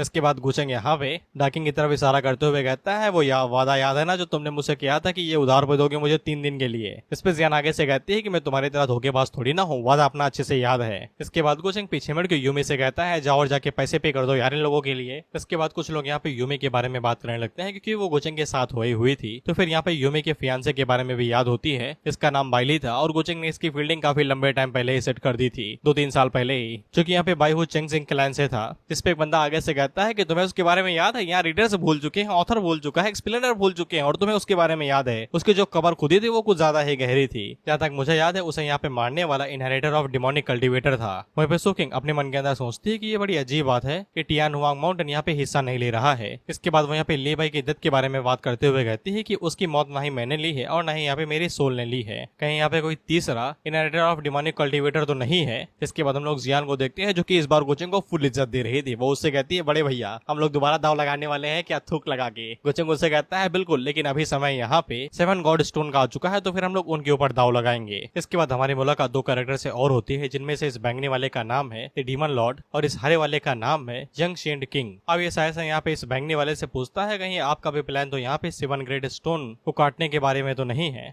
इस पे डीमन लॉर्ड आगे से कहता है कि उसने सुना है कि यहाँ पे 7 में से एक स्टोन यहाँ पे कुछ अजीब सा फ्लक्चुएशन रिलीज कर रहा है। अगर अफवाह की माने तो फिर ऐसा कहा जाता है कि उनमें से एक स्टोन यहाँ पे हुमानजी होलेरन के एक एंसेस्टर उसे यहाँ पे कुनलुन लेके आए थे। वहीं गोचेंग उसी स्टोन की तलाश में था। वो आगे से कहता है कि वो स्टोन काफी ज्यादा पावरफुल है, अगर उसकी किस्मत में रहा तो फिर शायद से वो उसे यहाँ पे पा सकता है। उसी टाइम पे यहाँ पे योफिया आती है जो कि गोचेंग से कहती है ऐसा लगता है कि तुम काफी ज्यादा श्योर हो कि उस पत्थर के अंदर क्या हो सकता है। इसके बाद वो गोचेंग को यहाँ पे ग्रीड करती है। वहाँ पे सभी लोग यहाँ पे फिया के बारे में जानते थे लेकिन गोचेंग उसके बारे में नहीं जानता था। तो फिर यहाँ पे यूमी आगे बढ़ती है और वो गोचेंग को बताती है कि ये डायो इमॉर्टल डायनेस्टी की एल्डेस्ट प्रिंसेस है जिसका नाम यहाँ पे यूफिया है। इसके बाद गोचेंग फिया की तरफ मुड़ता है और उसे ग्रीड करते हुए कहता है कि उसे भी नहीं पता है उस स्टोन के अंदर क्या है। वह पे यूमिंग अपने मन के अंदर सोचता है बड़ा चिकना है यार ये फिया का छोटा भाई। वह पे फिया गोचेंग से कहती है कि मैं कुछ ज्यादा ही कह रही थी, बुरा मत मानिएगा। वह पे गोचेंग अपने मन के अंदर सोचता है कि पता होगा तो भी नहीं बताऊंगा मैं तुम्हें, जाओ जो करना है कर लो। वह पे फिया अपने मन के अंदर सोचती है कि उसने बेफालतू में यहाँ पे गोचेंग से फालतू का सवाल पूछ लिया। वह पे गोचेंग का ऑरा ही इतना ज्यादा स्ट्रॉन्ग है कि वो यहाँ पे खड़े खड़े घबराने लगी है।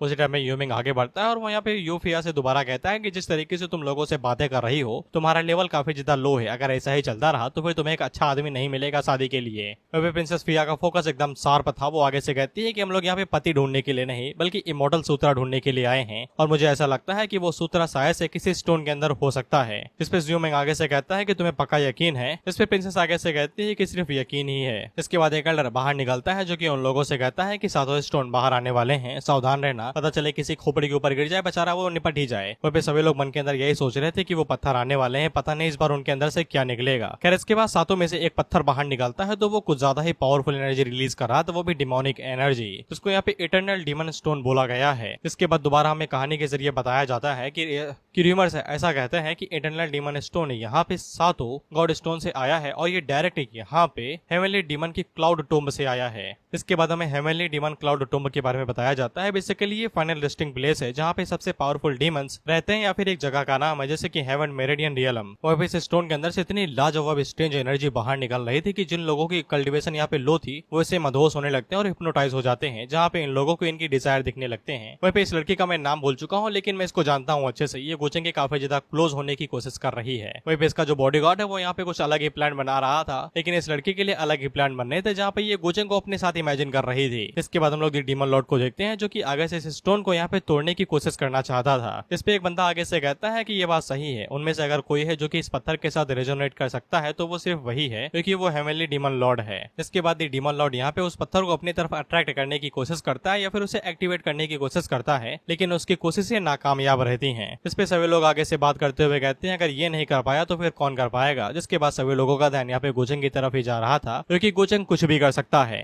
इसके बाद गोचेंग भी उस पत्थर को एक्टिवेट करने की कोशिश करता है और ऑफकोर्स ये हरामी उसे नौटंकी कर रहा था, ये पत्थर को निगल जाए भाई, ये फिर भी नौटंकी कर रहा है कि इसके साथ कुछ भी नहीं हो रहा है। इस पे सभी लोग कहने लगते हैं अगर गोचेंग फेल हो चुका है तो फिर अब कौन ही कुछ कर पाएगा। और गोचेंग आगे से कहता है अगर इसे हमें अट्रैक्ट करना है तो फिर हमें सच में यहाँ पे फेट की जरूरत है, किस्मत की जरूरत है। इस पे जियान गोचेंग से कहती है तुम ये कर नहीं कर पाए तो फिर पता नहीं कौन कर पाएगा। वहीं पे गुचेंग की नजरें यहाँ पे डाकिंग के ऊपर ही थी, जो कि उस पत्थर को घूरे जा रहा था और इसकी आंखें पर्पल हो गई हैं शायद से, यानी कि ये भी यहाँ पे उस पत्थर के साथ रेजोनेट कर पा रहा है। वहीं पे गुचेंग उसे देखते हुए अपने मन के अंदर सोचता है, कहीं ये बेवकूफ पंछी कहीं एशियंट डीमन का डिसेंडेंट तो नहीं है। वहीं पे गुचेंग जियान के बारे में तारीफ करते हुए कहता है कि इस लड़के के पास पता नहीं भाई किसका लक है, इसके पास जो भी चीजें रहती हैं वो एकदम कमाल की रहती हैं, इसके पास जो भी चीजें रहती हैं वो हमेशा एक्स्ट्रा ऑर्डिनरी रहती हैं और उनका ओरिजिन भी कमाल का रहता है। इसके तुरंत बाद यहाँ पे आन फैमिली आ जाती है और ऑफ कोर्स यहाँ पे जियांग चेन और न्यू टियान भी उनके साथ आए हुए थे। इस पे सभी लोग उनको देख के हैरान हो जाते हैं, क्योंकि किसी ने भी नहीं सोचा था कि आन क्लैन भी यहाँ पे इस पार्टिसिपेट के अंदर हिस्सा लेगा।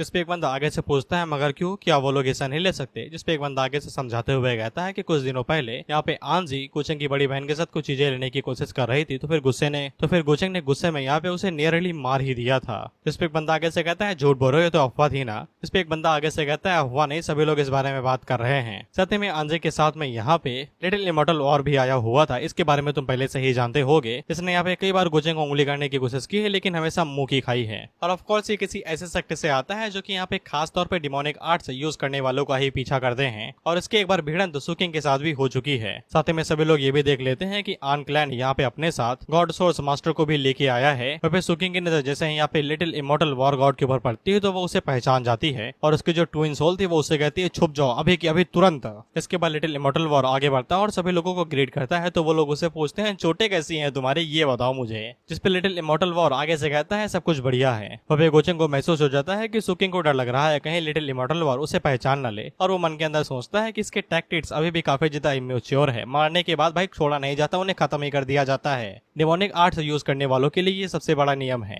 इसके बाद लिटिल इमॉर्टल वॉर यहाँ पे गुचेंग को सैल्यूट करने ही वाला था कि तभी उसकी नजर यहाँ पे सुकिंग के ऊपर पड़ जाती है, और वो तुरंत अपने मन के अंदर सोचता है, तो डिमोनिक यूजर है ना, ये यहाँ पे क्या कर रही है और गुचेंग के साथ में क्या कर रही है। वहीं पे 6 क्राउन और आगे से फिनिक्स लेडी अपने मन के अंदर सोचते हैं कि अभी क्या हुआ, कि इसने यहाँ पे अभी तुरंत अपनी आई टेक्निक का इस्तेमाल किया क्या। वहीं पे गुचेंग लिटिल इमॉर्टल वॉर को थोड़ी बहुत धमकी दे ही देता है, छासनी में लपेट के, कि मुझे ऐसे क्यों घूर रहे हो बे, या फिर तुम यहाँ पे अपने late war immortal of war immortal mansion का फायदा उठा रहे हो मुझे डराने धमकाने के लिए। जिसपे लिटिल इमॉर्टल वॉर आगे से माफी मांगते हुए कहता है कि वो किसी चीज के बारे में भटक गया था, वो गुचेंग को यहाँ पे बिल्कुल भी गुस्सा नहीं दिलाना चाहता है। वहीं वो मन के अंदर सोचता है कि जब तक उसे पता नहीं चल जाता है कि गुचेंग का यहाँ पे सुकिंग के साथ क्या रिश्ता है, तब तक वो यहाँ पे कुछ भी नहीं कर सकता है, और न ही वो गुचेंग को यहाँ पे कुछ पता लगने दे सकता है। वहीं गुचेंग उसे दरअसल ताना मारते हुए कहता है कि तुम्हें चोटें लगी थी ना, चोटें अभी तक तुम्हें परेशान कर रही होंगी, तुम्हें आराम करना चाहिए था, इस तरीके से बाहर नहीं भटकना चाहिए। इस पे लिटिल इमॉर्टल वॉर आगे से इतना ही कहता है कि आपकी चिंता के लिए शुक्रिया, मैं अपना ध्यान रख लूंगा। इस पे कुछ लोग आपस में बात करते हुए कहते हैं कि इन दोनों के बीच में कुछ लफड़ा वफड़ा है क्या। इस पे एक बंदा आगे से कहता है कि पिछली बार जो वॉर इमॉर्टल मरा था, ऐसा लगता है कि उस वजह से कुछ तो हुआ है, और इन्हीं सभी लोगों के पीछे हम लोग एक बंदे को देखते हैं। अब इसका नाम शायद से कुन था, जो कि एक मॉन्क था, और गुचेंग ने इसके ऊपर यहाँ पे इमॉर्टल यूजर होने का थप्पा मार दिया है। अभी शक में ही चल रहा है, पूरी तरीके से थप्पा नहीं लगा है। गुचेंग को पता है कि ये सुकिंग ही है जो कि यहाँ पे छोटी बहन की बॉडी यूज कर रही है, लेकिन इसके बावजूद वो यहाँ पे नौटंकी जारी रखता है, और वो सुकिंग से उसकी छोटी बहन का नाम लेते हुए पूछता है, किंग जुआन, लिटिल इमॉर्टल वॉर तुम्हारी तरफ ही देखे जा रहा था क्या, तुमने उसे पहले कभी देखा, या फिर तुमने उसे कुछ करे हुए या परेशान वरेशान किया है क्या। इस पे सुकिंग आगे से यही बहाना देती है कि उसने यहाँ पे लिटिल इमॉर्टल वॉर से कभी भी नहीं मुलाकात की है, और उसे ये भी नहीं पता है कि वो उसकी तरफ ऐसे क्यों देखे जा रहा था, और वो गुचेंग से बस इतना ही कहती है कि शायद से उसे कोई गलतफहमी हो चुकी होगी। इस पे गुचेंग आगे से कहता है, अगर उसने सच में कोई गलती की है तुम्हें पहचानने के मामले में, तो फिर उसकी जो गोल्डन क्रॉस शेप्ड प्यूपिल यानी की पुतली है वो पूरी तरीके से ठीक से काम नहीं कर रही, या फिर बढ़िया ही नहीं है। इसके बाद सुकिंग की जो ट्विन सोल थी वो उसे बता देती है कि लिटिल इमॉर्टल वॉर की बिहेवियर से पता चल चुका है कि वो तुम्हारी आइडेंटिटी के बारे में जान चुका है, इसलिए सावधान रहना, और गुचेंग को जरा सा भी पता लगने न देना कि तुम्हें यहाँ पे डिमोनिक आर्ट्स के यूजर होने, तो तुम पक्का मारी जाओगे, और साथ में मेरी टिकट भी कट जाएगी। इसके बाद आंजी भी यहाँ पे little immortal God of war से पूछती है कि क्या हुआ, तो गॉड ऑफ वॉर उसे पूछता है, क्या तुम्हें पता है उस लड़की की आइडेंटिटी क्या है जो गुचेंग के बगल में खड़ी हुई है। इस पे आंजी आगे से बताती है कि वो उसकी मेड है शायद। इस पे गॉड ऑफ वॉर अपने मन के अंदर सोचते हैं, क्या गुचेंग को पता है कि यहाँ पे इसकी रियल आइडेंटिटी क्या है, अगर नहीं तो फिर इतनी बार इसके हाथों से यहाँ पे डिमोनिक आर्ट्स यूजर कितनी बार भाग सकता है, लेकिन इसके बावजूद अनहार्म्ड उसकी आंखों के सामने खड़ा हुआ है। वो यही फैसला करता है कि वो अथॉरिटीज को उसके बारे में रिपोर्ट करेगा, और गुचेंग ही फैसला करेगा कि आगे क्या करना है। इसके बाद हम लोग जियांग चेन और न्यू टियान को देखते हैं, जहाँ पे जियांग चेन अपने लैंड्स की मदद से वो स्टोन्स को तोड़े जा रहा था, और उनके अंदर से खतरनाक चीजें बाहर निकाले जा रहा था, तो फिर उसका फेम यहाँ पे काफी ज्यादा बढ़ने लगता है। वह फिर जियांग चेन अपने मन के अंदर सोचता है कि वो इसी एरिया के अंदर गुचेंग से ज्यादा स्ट्रॉन्ग है, और अगर ऐसा ही चलता रहा तो फिर उसका फेम और भी ज्यादा बिल्ड होगा, और वो इसी तरीके से यहाँ पे और भी कई सारे लोगों को अपना फॉलोवर बना सकता है। हम लोग सेंट को देखते हैं, जो कि आगे से कहता है कि ये कोई मिस्टीरियस टेक्निक इस्तेमाल नहीं कर रहा है, जैसे कि डिवाइन सोर्स मास्टर ट्रेडिशनली करते हैं। ये सच में इसकी इनेट एबिलिटी हो सकती है, जिससे ये रॉय स्टोन को भी अच्छे से देख पा रहा है। वह भी हम लोग गुचंग को भी देखते हैं और वो ये सब कुछ देख रहा था और उसे कोई दिक्कत नहीं थी यहाँ पे जियांग जन के फेमस होने से, क्योंकि वो जितना ज्यादा ऊपर चढ़ेगा तब उसे उतना ही दर्द होगा जब वो नीचे गिरेगा। इसके बाद यहाँ पे द 7 ग्रेट डिवाइन स्टोन्स का ऑक्शन शुरू होता है, जिनमें से सबसे पहले जो स्टोन निकाला जाता है उनमें से एक 7 ऑफ रिच डिवाइन स्टोन काफी ज्यादा फेमस था। सभी लोग उसी के बारे में बात कर रहे थे कि इस पत्थर के साथ में एक सुप्रीम बीइंग यहाँ पे पैदा हो सकता है एकदम परफेक्ट मैच के साथ में। ऐसा भी कहा जाता है कि ये स्टोन यहाँ पे कई सारी सेक्रेट फॉर्मेशन के अंदर सील्ड था, लेकिन इंपीरियल कोड की वजह से इसे बाहर निकाला गया है। अब पता नहीं इसके साथ में कौन कहाँ पे पहुंच सकता है, इसके कई सारे राज अभी भी बंद हैं। इसके बाद यहाँ पे जो ऑक्शन करने वाला था वो आगे से कहता है कि तुम सभी लोगों को पता है इस स्टोन के बारे में, और ये वही इमोर्टल फीटस है जिसके बारे में गुचंग बात कर रहा था। ऑक्शन वाला उन लोगों को बताता है अगर तुम्हें ये पत्थर चाहिए तो फिर तुम लोगों को यहाँ पे 100 इमोर्टल क्रिस्टल्स देने पड़ेंगे। इस पे सभी लोग हैरान हो जाते हैं क्योंकि ये बहुत ज्यादा पैसे थे, इतने में तो कई सारे यहाँ पे इमोर्टल सेक्ट तक बिक जाएंगे। डीमन लॉर्ड आगे से यही कहता है कि किसके अंदर इतना गुदा है भाई जो एक लेजेंडरी पत्थर के ऊपर इतना ज्यादा पैसा फूकेगा। इसके बाद हम लोग आंजी को देखते हैं जो कि जियांगचन से पूछते हैं कि तुम्हें उस इमोर्टल फीटस के अंदर क्या लगता है, क्या वो सच में उस पत्थर के अंदर है। इस पे जियांगचन आगे से कहता है कि उस पत्थर की वैल्यू इनमेरेजेबल है, जितना भी पैसा लगे लगा दो, तुम्हें कभी भी नुकसान फील नहीं होगा। और अगर तुम इस पत्थर के काटते हो तो फिर शायद से तुम्हें कुछ ऐसा मिल जाए जो तुम्हें इमोर्टल पाथ के ऊपर भी ले जा सकता है। इस पे गॉड ऑफ वॉर आगे से यही कहता है, लेकिन ये काफी ज्यादा दुख की बात है कि ये कीमत इसकी काफी ज्यादा महंगी है, मुश्किल से ही कोई इसे अफोर्ड कर सकता है। हम लोग यूफिया को भी देखते हैं और उसे भी फील हो रहा था कि उसका ग्रेट यो इमोर्टल स्क्रप्चर शायद से इमोर्टल फीटस के साथ ही जुड़ा हुआ है। इसके बाद हम लोग ये डीमन लॉर्ड को देखते हैं जो कि आगे से बताता है कि पिछले समय में कई सारे फैंक्शंस ने एक साथ मिलकर यहाँ पे यानी कि कोलैब करके एक इमोर्टल स्पिरिट को हासिल कर लिया था। इसलिए वो यही कहता है अगर कई सारे मेजर फंक्शन यहाँ पे एक साथ मिल जाए तो फिर शायद से वो लोग कुछ ऐसे के ऊपर से पर्दाफाश कर सकते हैं जिनके बारे में उन लोगों ने कभी सोचा भी नहीं था। इस पे गॉड ऑफ वॉर आगे से कहता है कि जो तुम कह रहे हो वो काफी ज्यादा पॉइंटलेस है। वह जियांगचन भी आगे से पूछता है कि हमारे पास कोई दूसरा या तीसरा रास्ता नहीं है क्या कि हम लोग फोर्सफुली उसे ओपन कर सके। इस पे आंजी आगे से बताती है बिल्कुल भी नहीं, यहाँ पे एक कसम है जो कि यहाँ पे हेवनली लॉ के जरिए जुड़ी हुई है, इसलिए कोई भी बंदा इसे तोड़ नहीं सकता है। फिर इसके बाद जियांगचन आगे बढ़ता है और वो ऑक्शन वाले से कहता है अगर यहाँ पे कोई भी इस प्राइस को पे नहीं कर सकता है तो क्या वैसे स्टोन को ऐसे ही हमेशा के लिए छोड़ देगा। उसके हिसाब से यहाँ पे ऑक्शन वाले को अपने ही ऑक्शन हाउस के नाम पे इसे ओपन कर देना चाहिए। ऑक्शन वाला आगे से पूछता है तुम्हें पैसे दोगे इसके, हम लोग ओपन कर देंगे। इस पे जियांगचन आगे से खुश होकर बताता है कि नहीं, अगर वो लोग इसे ऐसे ही छोड़ देंगे तो फिर ये इमोर्टल स्टोन यहाँ पे एक धूल के सिवा और कुछ भी नहीं कहलाएगा। इस पे वो ऑक्शन वाला गुस्सा जाता है और चीखते हुए कहता है कि तुम्हारी ये हिम्मत, थोड़ा सा औकात में रहो, अगर नहीं खरीद सकते हो तो भाग जाओ। पुरानी चीजें जितनी ही पुरानी होती जाए वो कीमती ही रहती हैं, भले वो चाहे डायनासोर की टट्टी ही क्यों ना हो। और ऑफ कोर्स ऑक्शन वाला यहाँ पे पावरफुल था, इसलिए वो जैसे ही बस थोड़ा बहुत साइको वेव निकालता है, अपनी एनर्जी को रिलीज करता है तो जियांगचन दूर जाके गिरता है। सभी लोग आगे से कहते हैं कि इसकी रिस्पेक्ट है, यहाँ पे स्टेटस का हाई है, लेकिन इसका मतलब ये थोड़ी नहीं कि तुम सीधा एक ट्रू इमोर्टल से ही बढ़ जाओगे। मैं फिर नुनडियान जियांगचन को उसके नाम से बुला रहा था तो वो उसे कहता है नाम न लो यार, नहीं गुचंग को पता चल जाएगा। फिर इसके बाद गुचंग आगे बढ़ता है अपने ऑरा को फाइन करते हुए, वो उन लोगों से कहता है कि सीनियर आपको क्या लगता है, क्या इस पत्थर को काट पाना हम सभी लोगों का इल्यूजन ही रहेगा क्या कि सपना ही रहेगा। इस पे सभी लोग आगे से कहते हैं गुचंग आगे बढ़ रहा है, ऐसा लगता है कि ये गू फैमिली के जितने भी पैसे उन्हें उड़ा देगा आज के दिन। ऐसा लगता है कि आज हम लोगों को ये स्टोन कटते हुए दिख ही जाएगा कि अंदर माल क्या है। गुचंग आगे बढ़ते हुए कहता है अगर ये इमोर्टल फीटस स्टोन इतना ही ज्यादा एक्स्ट्राऑर्डिनरी है तो फिर काट के देख ही लेते हैं कि इसमें है क्या। फिनिक्स लेडी 6 क्राउन से पूछती है क्या ये सच में इस पत्थर को काटने वाला है और ये सच में यहाँ पे 100 मिलियन पैसे फूकने वाला है उस पत्थर के लिए। इस पे 6 क्राउन आगे से कहता है कि लौंडा हमारा खाली हाथ नहीं आया है, उसने पर्पल पैलेस को लूटा है, 10 domain and 8 baron western land को भी लूटा है, पता नहीं कितने लूटे होंगे इसने, इसलिए ये खाली हाथ तो बिल्कुल भी नहीं है। कम से कम इसके पास इतने तो पैसे होंगे ही कि ये एक बार में पूरी पेमेंट कर दे। अगर इसके बाद कुछ पैसे बच जाएंगे तो फिर हम भी लोग इसमें कंट्रीब्यूट कर सकते हैं, हमें भी कुछ हिस्सा मिल जाएगा यार देखने के लिए। अब क्योंकि गुचंग आगे बढ़ रहा था इसलिए कई सारे लोग यहाँ पे गुचंग के साथ जुड़ना चाहते थे और वो पैसों के लिए यहाँ पे कंट्रीब्यूट करना चाहते थे। सभी लोग कहते हैं कि तुम हमारे हिस्से का भी पैसा ले सकते हो। इसके बाद गुचंग पीछे मुड़ता है तो फिर यहाँ पे कुछ हरी भरी भी थी जो कि उसे कहती है अगर पैसे कम बढ़ रहे हैं तो फिर हम भी दे सकते हैं, हम लोग सेलेस्टियल सेक्टर से आए हुए हैं। और ऑफ कोर्स ये सभी खूबसूरत लड़कियां ही थी, बाकी इनके लक्षण मुझे ठीक नहीं लग रहे हैं, बिल्कुल भी नहीं। इसलिए यूमी आगे बढ़ती है और वो यहाँ पे उन लोगों से कहती है कि उसे परेशान न करो, गुचंग के पास यहाँ पे लड़कियों की कमी नहीं है। वह भी गुचंग अपने मन के अंदर सोचता है पहले मिंग थी अब ये आ गई है, साला अगर लड़कियां प्यार में पड़ जाए तो वो अंधी हो जाती हैं, पैसे मिल जाते यार फ्री के अभी। फिर इसके बाद फिया भी यहाँ पे कंट्रीब्यूट करना चाहते थे लेकिन गुचंग मुंह पे मना कर देता है कि कोई जरूरत नहीं है। इस पे फिया अपने मन के अंदर सोचती है कि ये मेरी गलती है क्या कि मैंने कुछ कर दिया तो तुम नाराज हो गए, इसलिए तुमने डायरेक्टली ही मना कर दिया। फिर इसके बाद गुचंग अपनी तिजोरी बाहर निकालता और वो आगे से कहता है कि सारे पैसे मैं पर्सनली पे करूंगा, यानी कि खुद की जेब से, फैमिली की भी पैसे नहीं लूंगा मैं। अगर इसने पत्थर तोड़ा और उसके अंदर से कुछ भी नहीं निकला तो भाई का ऑरा माइनस में चला जाएगा। ये वाली लाइन सुन के सभी लोग एकदम हैरानी हो जाते हैं कि सॉरी पेमेंट वो भी खुद की जेब से। सभी लोगों के तोते उड़ जाते हैं, यहाँ तक कि फियान के भी कि कितना अमीर है भाई, हमसे ज्यादा अमीर है क्या ये? वह फिर जियांगचन और न्यूटियन अपने मन के अंदर सोचते इतना पैसा कहाँ से ला रहा है भाई, क्या है इसके पास? वह फिर 6 क्राउन प्रिंस आगे से कहता है कहीं इसके पास एम्बरस और सेंटस दोनों तो नहीं है, तभी इतना पैसा है साले के पास में। दहेज मिला से बता रहा हूँ मैं। रिसेंट भी आगे से ये कहता है कि पैसा हो तो क्या कुछ नहीं हो सकता भाई, ये हरा वाला बंदा। फिर इसके बाद गुचंग यहाँ पे पैसा तो नहीं देता लेकिन वो कुछ वैल्यूएबल थिंग देता है, और जब ऑक्शन वाला उसे चेक करता है तो फिर उसे पता चलता है कि इस तिजोरी के अंदर सेलेस्टियल स्पिरिट है जिनकी कीमत यहाँ पे इमॉर्टल क्रिस्टल से भी ज्यादा है। गुचंग ऑक्शन वाले से पूछता है कि स्टोन के बारे में क्या ख्याल है दद्दू?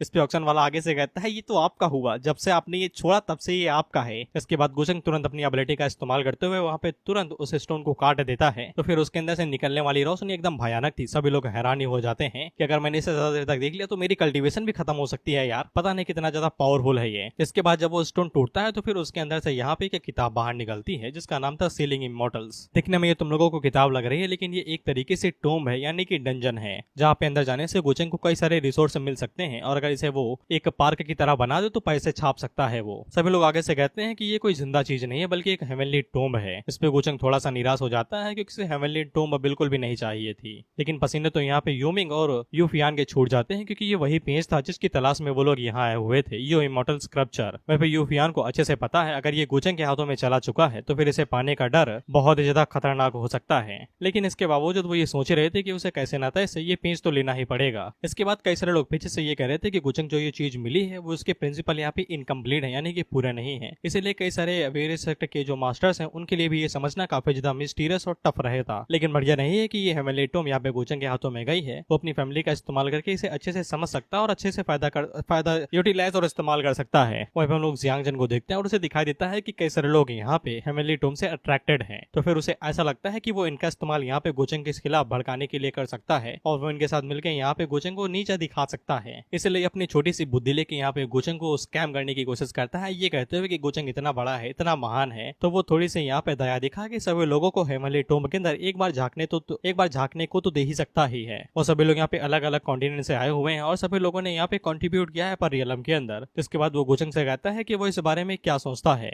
और वो ये भी कहता है अगर उसके पास ये हेवनली टोम होती तो वो यहाँ के सीनियर्स को पक्का पढ़ने का मौका देता। और वो गुचंग से कहता है कि गुचंग तो ऐसा बिल्कुल भी करेगा नहीं ना, वो इतना स्वार्थी तो नहीं हो सकता है ना। इस पे गुचंग पीछे मुड़ता और उसे तिरछा घूरते हुए कहता है कि तू खुद को समझता क्या है। इस पे वहाँ पे जितने भी लोग थे जो गुचंग को भी तिरछी नजरों से देख रहे थे अब वो जियांगचन को देखने लगते हैं, यही सोचते हो ये मरवाएगा हमें। इसके बाद वो जियांगचन के ऊपर ही लात मारते हैं और उससे कहते हैं कि तू खुद को समझता क्या है भाई जो गुचंग को लेक्चर दे रहा है यहाँ पे। एक बंदा तो ये भी कहता है कि ये पक्का जासूस है साला, ये हमारे और गुचंग के बीच में लड़ाई लगवाना चाहता है। वह गॉड ऑफ वॉर आंधी से पूछता है कि ये जो तुम लेके आए हो नमूना अपने साथ में इसका पेंच वेच ढीला है क्या, इसे जरा इतिहास बताओ। पर ये ने गुचंग जो तांडव मचाया है उसे हर एक फंक्शन की फटी पड़ी है, कोई भी उनसे भिड़ना नहीं चाहता। अब इन लोगों का रिएक्शन एकदम सिंपल है, गुचंग ने दो बड़ी बड़ी चीजों को निपटा दिया है। सबसे पहले तो 10 डिमेंस वेरन वेस्टर्न लैंड है और दूसरा वो पर्पल वाला माउंटेन वाला सेक्टर नहीं था जहाँ पे 9 माउंटेन मास्टर थे, उनको निपटा दिया। अब परियाला वाले वहाँ पे झांक तक नहीं पा रहे थे और गुचंग ने निपटा के चला आया, तो इतना डर तो बनता ही है। इसके बाद न्यूटियन यहाँ पे जियांगचन को चेक करने के लिए आता है और पीछे से वो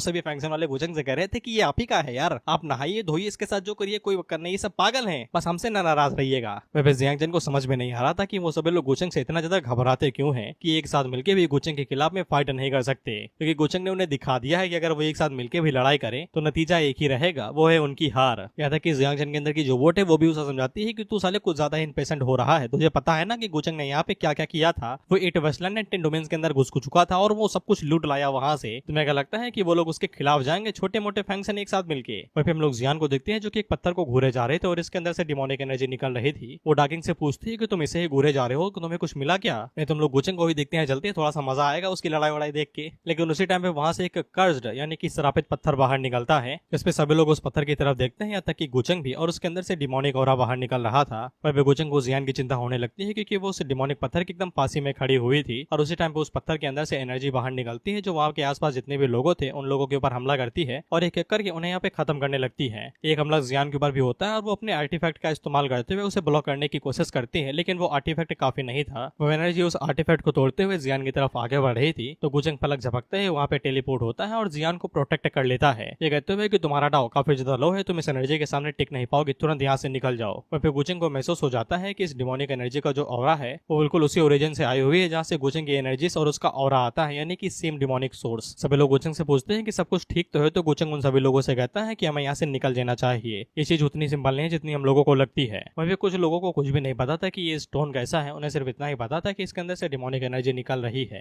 वह पे ये दोनों निराश हो जाते हैं कि यहाँ पे जियान की फील्डिंग सेट नहीं हुई, वो बच गई, जिसपे जियान जन आगे से कहता है कि दोबारा मौका मिलेगा। इसके बाद यहाँ से सीन शिफ्ट होकर रूविन के ऊपर आ जाता है, जो कि चीख चीख के कह रही थी कि मैं कौन हूँ, मैं कौन हूँ। इसके बाद रूविन हमें खुद लोगों को यही बताती है कि उसके पास यहाँ पे निहिलिटी डायनेस्टी फिजिक है, जो रिवर ऑफ टाइम के अंदर चल सकती है, बेसिकली समय धारा, और वो fate of the immortal palace से आई हुई है। The high priestess of dynasty, priestess का मतलब पुजारन, यानी कि किस्मत की पुजारन। इसके बाद हमें रूविन के एकदम ओरिजिनल सेल्फ के बारे में बताया जाता है, जहाँ पे वो इस तरीके की दिखती थी, हाई प्रीस्टेस ऑफ डेस्टिनी, जो कि यहाँ पे गोचंग के साथ ही भिड़ रही थी। ये अपना गोचंग नहीं, ये ओजी गोचंग है, द गैंगस्टर, जिसने अपनी बीवी की फील्डिंग सेट कर दी थी कि सुहागरात से पहले ही, यानी कि मिंग की पुराने जन्म में। यार इसको तुम ओजी मानो, यानी कि गोचंग से भी पावरफुल और गोचंग से भी ज्यादा हरामी और कपटी। और ऑफ कोर्स यहाँ पे दी हाई प्रीस्टेस ऑफ डायनेस्टी, जिसको हम लोग रूविन कहेंगे अब से, क्योंकि दोनों एक ही हैं। अब याददाश्त वापस आ गई ना इसके पास, तो इसे भी पता चल जाता है कि दी ओजी गैंगस्टर इतनी समय गोचंग ही है, उसका करंट नेम यही है। अब यहाँ पे रूविन को एक चीज के ऊपर शक होती है कि गोचंग को पहले से ही उसकी पूरी आइडेंटिटी के बारे में पता था कि वो ही यहाँ पे दी हाई प्रीस्टेस ऑफ डायनेस्टी है, इसलिए गोचंग ने अभी तक उसे अपनी साइड पे रखा हुआ था और उसके इस बात के ऊपर पूरा यकीन था, इसलिए गोचंग ने अभी तक यहाँ पे इसे रखा हुआ था और वो यहाँ पे रूविन का इंतजार कर रहा था कि कब वो अपनी फिजिक को अवेकन करेगी, ताकि गोचंग इसके सोर्स को यहाँ पे पूरी तरीके से डिवोवर कर ले और अपनी फाइनल रीच पे पहुंच सके। फाइनल रीच यानी कि स्टेटस, यानी कि और भी ज्यादा पावरफुल। रूविन यह फैसला करती है कि वो गोचंग को पता नहीं लगने देगी कि उसकी मेमोरीज वापस आ चुकी हैं और उसे ये पता चल चुका है कि वो ही यहाँ पे दी हाई प्रीस्टेस ऑफ डायनेस्टी है और वो इस बार गोचंग को कभी भी सक्सेसफुल नहीं होने देगी। और साथ ही में रूविन को यह भी पता है कि यहाँ पे जियांगचन के पास ही सेलेस्टियल बोट ऑफ क्रिएशन है और रूविन को वो बोट चाहिए थी ताकि उसके सक्सेस के चांसेस यहाँ पे बढ़ सके। इसके बाद अगला सीन उसी जगह का होता है जहाँ पे स्टोन कॉन्फ्रेंस हो रहा था और तभी वहाँ पे एकदम भयानक सा, अब इसको क्या कहते हैं, घोड़ा गाड़ी कह नहीं सकता मैं, इसको कुछ कहते थे यार, जो भी वो एकदम भयानक सा आ रहा था। इसको चलाने वाले ड्रैगन थे, घोड़े नहीं, और इसके अंदर थी रेड डिमनस। सभी लोग आगे से कहते हैं कि ये जगह पे क्या करने के लिए आई है। इस पे कई सारे लोग आगे से कहते हैं कि उसके चक्कर में पड़ना भी नहीं, वो इतनी समय यहाँ पे स्ट्रॉन्गेस्ट डीमन है। वहीं पे अगर तुम लोग इसके बारे में भूले नहीं हो तो फिर ये होंगी थी गोचंग की डिसाइपल, दी ओजी की डिसाइपल, जो कि गोचंग से बदला लेना चाहती है, वो भी कूट कूट के, नफरत बहुत ज्यादा करती है गोचंग से। पर फिर गोचंग को समझ में आ चुका है कि होंगी पूरी तरीके से रिकवर हो चुकी है, इसलिए गोचंग तुरंत पीछे मुड़ के यहाँ पे यिमी से कहता है कि जियान को लो और बाकी लोगों को हो कि वो तुरंत यहाँ से निकल जाए, सभी लोगों की जिंदगी खतरे में है।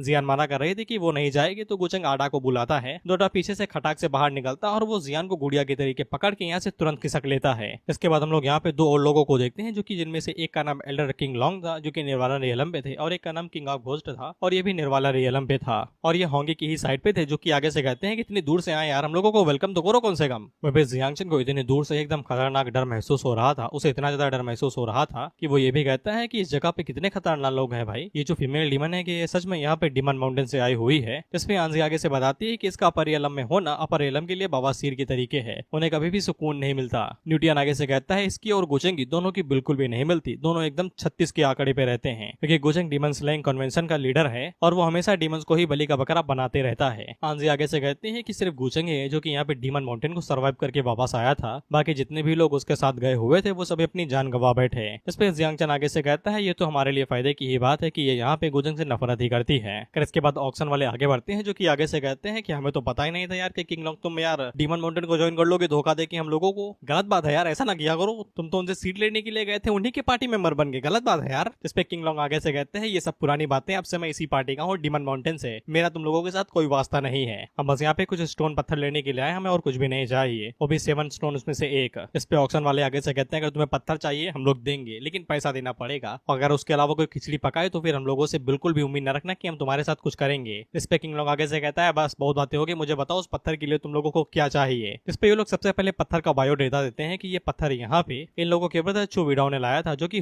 होली जुआनजी लैंड से लाया गया था, और उनके जाने के बाद यहाँ पे 80,000 साल हो चुके हैं और उनके डिसेंडेंट इतनी समय यहाँ पे जियांग संगटियान में रहते हैं। उन्होंने हमसे कहा था अगर किसी को भी वो पत्थर चाहिए तो फिर वो पत्थर ले सकता है बिना किसी दिक्कत के, लेकिन बदले में उन लोगों को यहाँ पे उनके डिसेंडेंट की रक्षा करनी पड़ेगी और साथ ही में यहाँ पे हुंजिया होली लैंड के अंदर चल के उनके एंसेस्टर की पूजा करनी पड़ेगी, मतलब रिस्पेक्ट देनी पड़ेगी यार। ब्रदर चू ने ये सब कुछ कहा था जब उन लोगों ने पत्थर दिया था, तो फिर हम लोग उनकी इज्जत उनको रिस्पेक्ट देते हैं, तो फिर हमें ये सब कुछ पूरा करना ही पड़ेगा। अगर डीमन माउंटेन को ये पत्थर चाहिए तो फिर उन्हें यहाँ यहाँ पे ये चीजें माननी पड़ेंगी, जिसके लिए उन्हें कोई भी दिक्कत नहीं थी, वो ये चीज मान लेते हैं। इसके बाद यहाँ पे एक दूसरी कंडीशन भी थी, जिसके लिए यहाँ पे किंग ऑफ घोस्ट आगे से कहता है आओ बताओ और तुम्हें क्या चाहिए, हमारे पास किसी भी चीज की कमी नहीं है। तो फिर ऑक्शन वाले आगे से कहते हैं कि ज्यादा थोड़ी ना चाहिए, बस 100 मिलियन इमॉर्टल क्रिस्टल्स। ये सुन के तो इनकी भी फटके चार हो जाती, इतना पैसा कहाँ से लाएंगे भाई, हम तो गरीब हैं, इतना तो अपर रियलम के पास नहीं होगा, मुश्किल से 200-300 ही होंगी, मिलियन कहाँ से लेके आएंगे भाई हम लोग, यहाँ तक कि हमारे लिए 10 ढूंढना मुश्किल है। यहाँ बात पैसों की नहीं हो, बस क्रिस्टल्स की हो रही है, क्रिस्टल महंगे हैं, एक तरीके से कल्टीवेशन रिसोर्स है। यहाँ कि ये लोग भी हैरान हो जाते हैं कि तबन्ना है, इनके पास किसी भी चीज की कमी नहीं, जैसे क्रिस्टल्स की बात आई तो भिखारी बन गए यार। इसके बाद ऑक्शन वाले आगे से कहते हैं तुम तो कह रहे थे कि तुम्हारे पास किसी चीज की कमी नहीं है, ये गलत बात है, हम तुम्हें कुछ भी नहीं बेचने वाले, पहले क्रिस्टल लाओ जिसके बाद पत्थर मिलेगा। इस पे किंग लॉन्ग आगे से कहता है ऐसा ना करो यार, डिस्काउंट दे दो यार, 2 दिन से चलेगा यार, उधार दे दो, किस्त पे ले लेंगे हम लोग। इसके बाद किंग ऑफ घोस्ट आगे से वहां पे जितने भी लोग आए हुए थे उन सभी लोगों से कहता है अगर तुम में से कोई भी यहाँ पे 100 मिलियन क्रिस्टल ले आया तो फिर मैं उसके लिए 20 गुलाटी मार दूंगा बिना रुके। कहता तो ये कि ये शिट खा लेगा एक तरीके से टट्टी, लेकिन गुलाटी ज्यादा बढ़िया है। इस पे कोई भी कुछ भी नहीं कहता, सब शांत रहते हैं क्योंकि ये सब गरीब हैं, इसलिए गुचेंग को ही आगे बढ़ना पड़ता है। गुचेंग आगे से कहता है क्या सिरदर्दी है साला, ज्यादा गर्लफ्रेंड तो यही रहता है, पैसा ज्यादा खर्चा करना पड़ता है। फिर इसके बाद गुचेंग आगे बढ़ता है तो ऑक्शन वाले आगे से कहते हैं यही बंदा है जो तुम्हारी सारी मुसीबतों को हट सकता है। इसी बंदे ने यहाँ पे भी क्रिस्टल्स पे किए हैं एक पत्थर को काटने के लिए, यही तुम्हारी सारी मुसीबतों को हर सकता है। इस पे किंग ऑफ घोस्ट आगे से कहता है तेरे पास इतना पैसा क्यों है भाई, तूने कितने लोगों को चूना लगाया है इतना पैसा के लेने के लिए। गुचेंग आगे से कहता है ऐसे इल्जाम न लगाओ यार, ये तो बस 100 इमॉर्टल क्रिस्टल ही है ना, अगर मुझे और चाहिए तो फिर मैं और का भी इंतजाम कर सकता हूँ। इस पे घोस्ट किंग आगे से कहता है साले अमीर आदमी। अंदर से होंगी आगे से कहते हैं अगर तुम्हारे लिए क्रिस्टल इतनी ही ज्यादा आम बात है तो फिर तुम हमें थोड़े से प्रोवाइड क्यों नहीं कर देते भाई अभी के लिए, अगर तुम्हारे पास इतने ही ज्यादा क्रिस्टल पड़े हुए हैं तो फिर तुम कुछ टाइम के लिए मुझे उधार क्यों नहीं दे देते। इस पे सभी लोग आगे से दंग हो जाते हैं कि यहाँ पे रेड डिमिनस गुचेंग से उधार ले रही, वो भी क्रिस्टल, और सभी लोग इसी बारे में सोच रहे थे क्या गुचेंग इसे उधार देगा। इस पे कुछ लोग आगे से कहते हैं या तो एक बहुत ही ज्यादा बेवकूफ सपना है या फिर एक धमकी है। इस पे होंगी को बिल्कुल भी पसंद नहीं आता, जिसके बाद वो अपनी एनर्जी को रिलीज करती है तो ये साले कांप से जाते हैं, लेकिन यूफिया को कुछ भी नहीं होता। गुचेंग उसे कहता है तुम्हें को लगता है कि भाई मैं तुम्हें ये सब कुछ उधार दूंगा। इस पे वो ऑक्शन वाले हैरान हो जाते हैं कि तुम्हारे पास कितने हैं भाई, ये सब कुछ बताओ तो यार, कितना माल है तुम्हारे पास। तो होंगी आगे से पूछती है कि मतलब नहीं दोगे ना। गुचेंग आगे से कहता है अगर मैं तुम्हें दे दूं तो फिर तुम बदले में मुझे क्या दोगी। इस पे होंगी और भी ज्यादा एनर्जी को रिलीज करती है और चीखते हुए कहती है कि तुम मुझे वो कब दोगे जो तुमने उसे काफी टाइम पहले लिया था। पिछले जन्म की बात हो रही है जब ओजी इसका मास्टर हुआ करता था, गुचेंग तो पुराना जन्म है। इस पे वो ऑक्शन वाले हैरान होते हैं और गुचेंग से पूछते हैं कि तुम इसे पहले से ही जानते हो क्या। वहीं पे गुचेंग को इस एनर्जी के धमाके से पता चल जाता है कि ये होंगी का सिर्फ एक क्लोन है, वो अपनी रियल बॉडी के साथ में यहाँ पे नहीं आई है। गुचेंग अपने पास से दोबारा तिजोरी बाहर निकालता है, जिसको देख के भाई ये दोनों हैरान हो जाते हैं कि क्या निकाला भाई इसने, ये कितना माल है इसके पास। गुचेंग तिजोरी को बाहर निकालता है और होंगी से कहता है ठीक है मैं तुम्हें उधार दूंगा लेकिन बाहर आओ और खुद ले लो। लेकिन होंगी खुद बाहर नहीं आती और वो अपने हाथ को आगे भेजती है, जिसपे अब गुचेंग को पूरा यकीन हो जाता है कि ये सिर्फ होंगी का एक क्लोन है, वो खुद में यहाँ पे नहीं आई है। और गुचेंग के लिए क्लोन को हैंडल करना कोई बड़ी बात नहीं, इसलिए वो तुरंत मेंशन के अंदर ही घुस जाता है उसे डायरेक्ट बात करने के लिए। अब गुचेंग अपने मन के अंदर घुस गया तो ये लोग अलग अलग चीजें सोच रहे हैं कि अंदर क्या होगा। 6th राउंड अपने मन के अंदर सोचता है कि ये सच में इतना ज्यादा पावरफुल है कि ये फीमेल घोस्ट के साथ में हेड ऑन फाइट कर सके, अगर मामला बिगड़ा तो तुरंत भाग लूंगा, रुकूंगा बिल्कुल भी नहीं मैं। वहीं लेडी फिनिक्स अपने मन के अंदर सोच रहे थे इसके पास इतने क्रिस्टल आए कहां से, ये बड़ी परेशानी बन सकती है यार। वहीं ये लड़की थी मैं इसके बारे में भूल गया, लेकिन ये अपने मन के अंदर सोचती है कि मरना नहीं भाई, अभी मुझे तुम्हारी जरूरत है। वहीं पे ये तीनों आंजी, जिंगचियान और न्यूटियन अपने मन के अंदर यही सोच रहे थे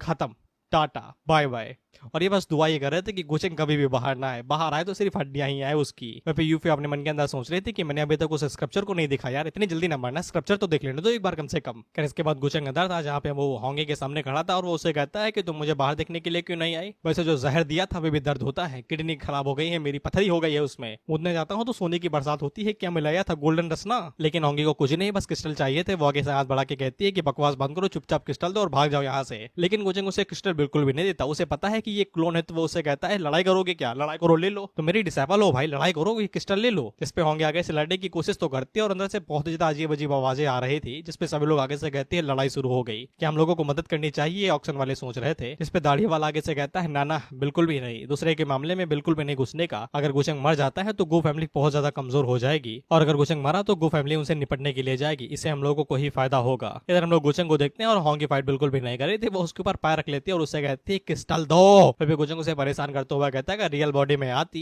तो ठीक भी रहता, ये काफी नहीं है मेरे लिए, क्या तुम भूल गए जो मैंने तुम्हें सब कुछ सिखाया था। जिसपे होंगे उससे कहती है कि बस चले तो अभी अभी वापस कर दो जो तुमसे लिया था, लेकिन कर नहीं सकती हूँ मैं। तो गोचंग उसे कहता है वापस मुझे कुछ भी नहीं चाहिए, मैं तुम्हें वो दे ही नहीं पाया जो तुम्हें चाहिए था। इसके बाद वो होंगे को तुरंत क्रिस्टल वापस कर देता है, ये कहते हुए कि इतना ज्यादा परेशानी न खड़ी किया करो कि कुछ लोग तुम्हारे पीछे हमला कर दे और अचानक से धप्पा ना मारा करो, बता के आया करो। जिसपे होंगे आगे से इमोशनल हो जाती है, वो आगे से कहती है कि तुमने किसी भी बार मुझे कुछ नहीं दिया। गोचंग उसे कहता है कि इमोर्टल स्पिरिट काफी ज्यादा महंगी है और इनकी कीमत 100 क्रिस्टल से भी ज्यादा है, इसलिए एकदम मोल भाव करना, कम से कम देना और जितनी बचे उनका अपने लिए इस्तेमाल कर लेना। और गोचंग के जाने के बाद वो गोचंग से कहती है झूठा साला, इस बार तो तेरे चक्कर में नहीं फंसने वाली, इस बार तो चूरन नहीं दे पाएगा तू मुझे। फिर इसके बाद गोचंग बाहर आ जाता है तो वो ऑक्शन वाले पूछते हैं कि अंदर क्या हुआ भाई, अचानक से फाइट शुरू हो गई तो तुम ठीक तो हो। तो गोचंग आगे से कहता है नहीं बस 2-3 थप्पड़ ऊपर मारे और कुछ भी नहीं, सब कुछ ठीक ठाक है। इस पे इन लोगों की आंखें बाहर आ जाती हैं कि तो सही सलामत आ गया भाई, खरोच नहीं इसके ऊपर, क्या फीमेल डीमल भी उसे कुछ कर नहीं पाई यार, कितना पावरफुल है ये। इस पे जियांग आगे से कहता है कि शायद से दोनों के बीच में पीसफुल अग्रीमेंट हो चुका होगा। इस पे आंजी अपने मन के अंदर सोचती है कि वो तो उम्मीद यही कर रही थी कि गोचंग एकदम भयानक चोट लगेगी, लेकिन उसे तो कुछ भी नहीं हुआ और ऊपर से उन लोगों ने यहाँ पे स्टोन को पाने का अपना आखिरी मौका भी खो दिया। फिर इसके बाद होंगी उन लोगों को अपनी स्पिरिट दे देती है और उन लोगों से कहती है पत्थर को लेके आओ, मुझे काटना है। ऑक्शन वाला गोचंग से पूछता है कि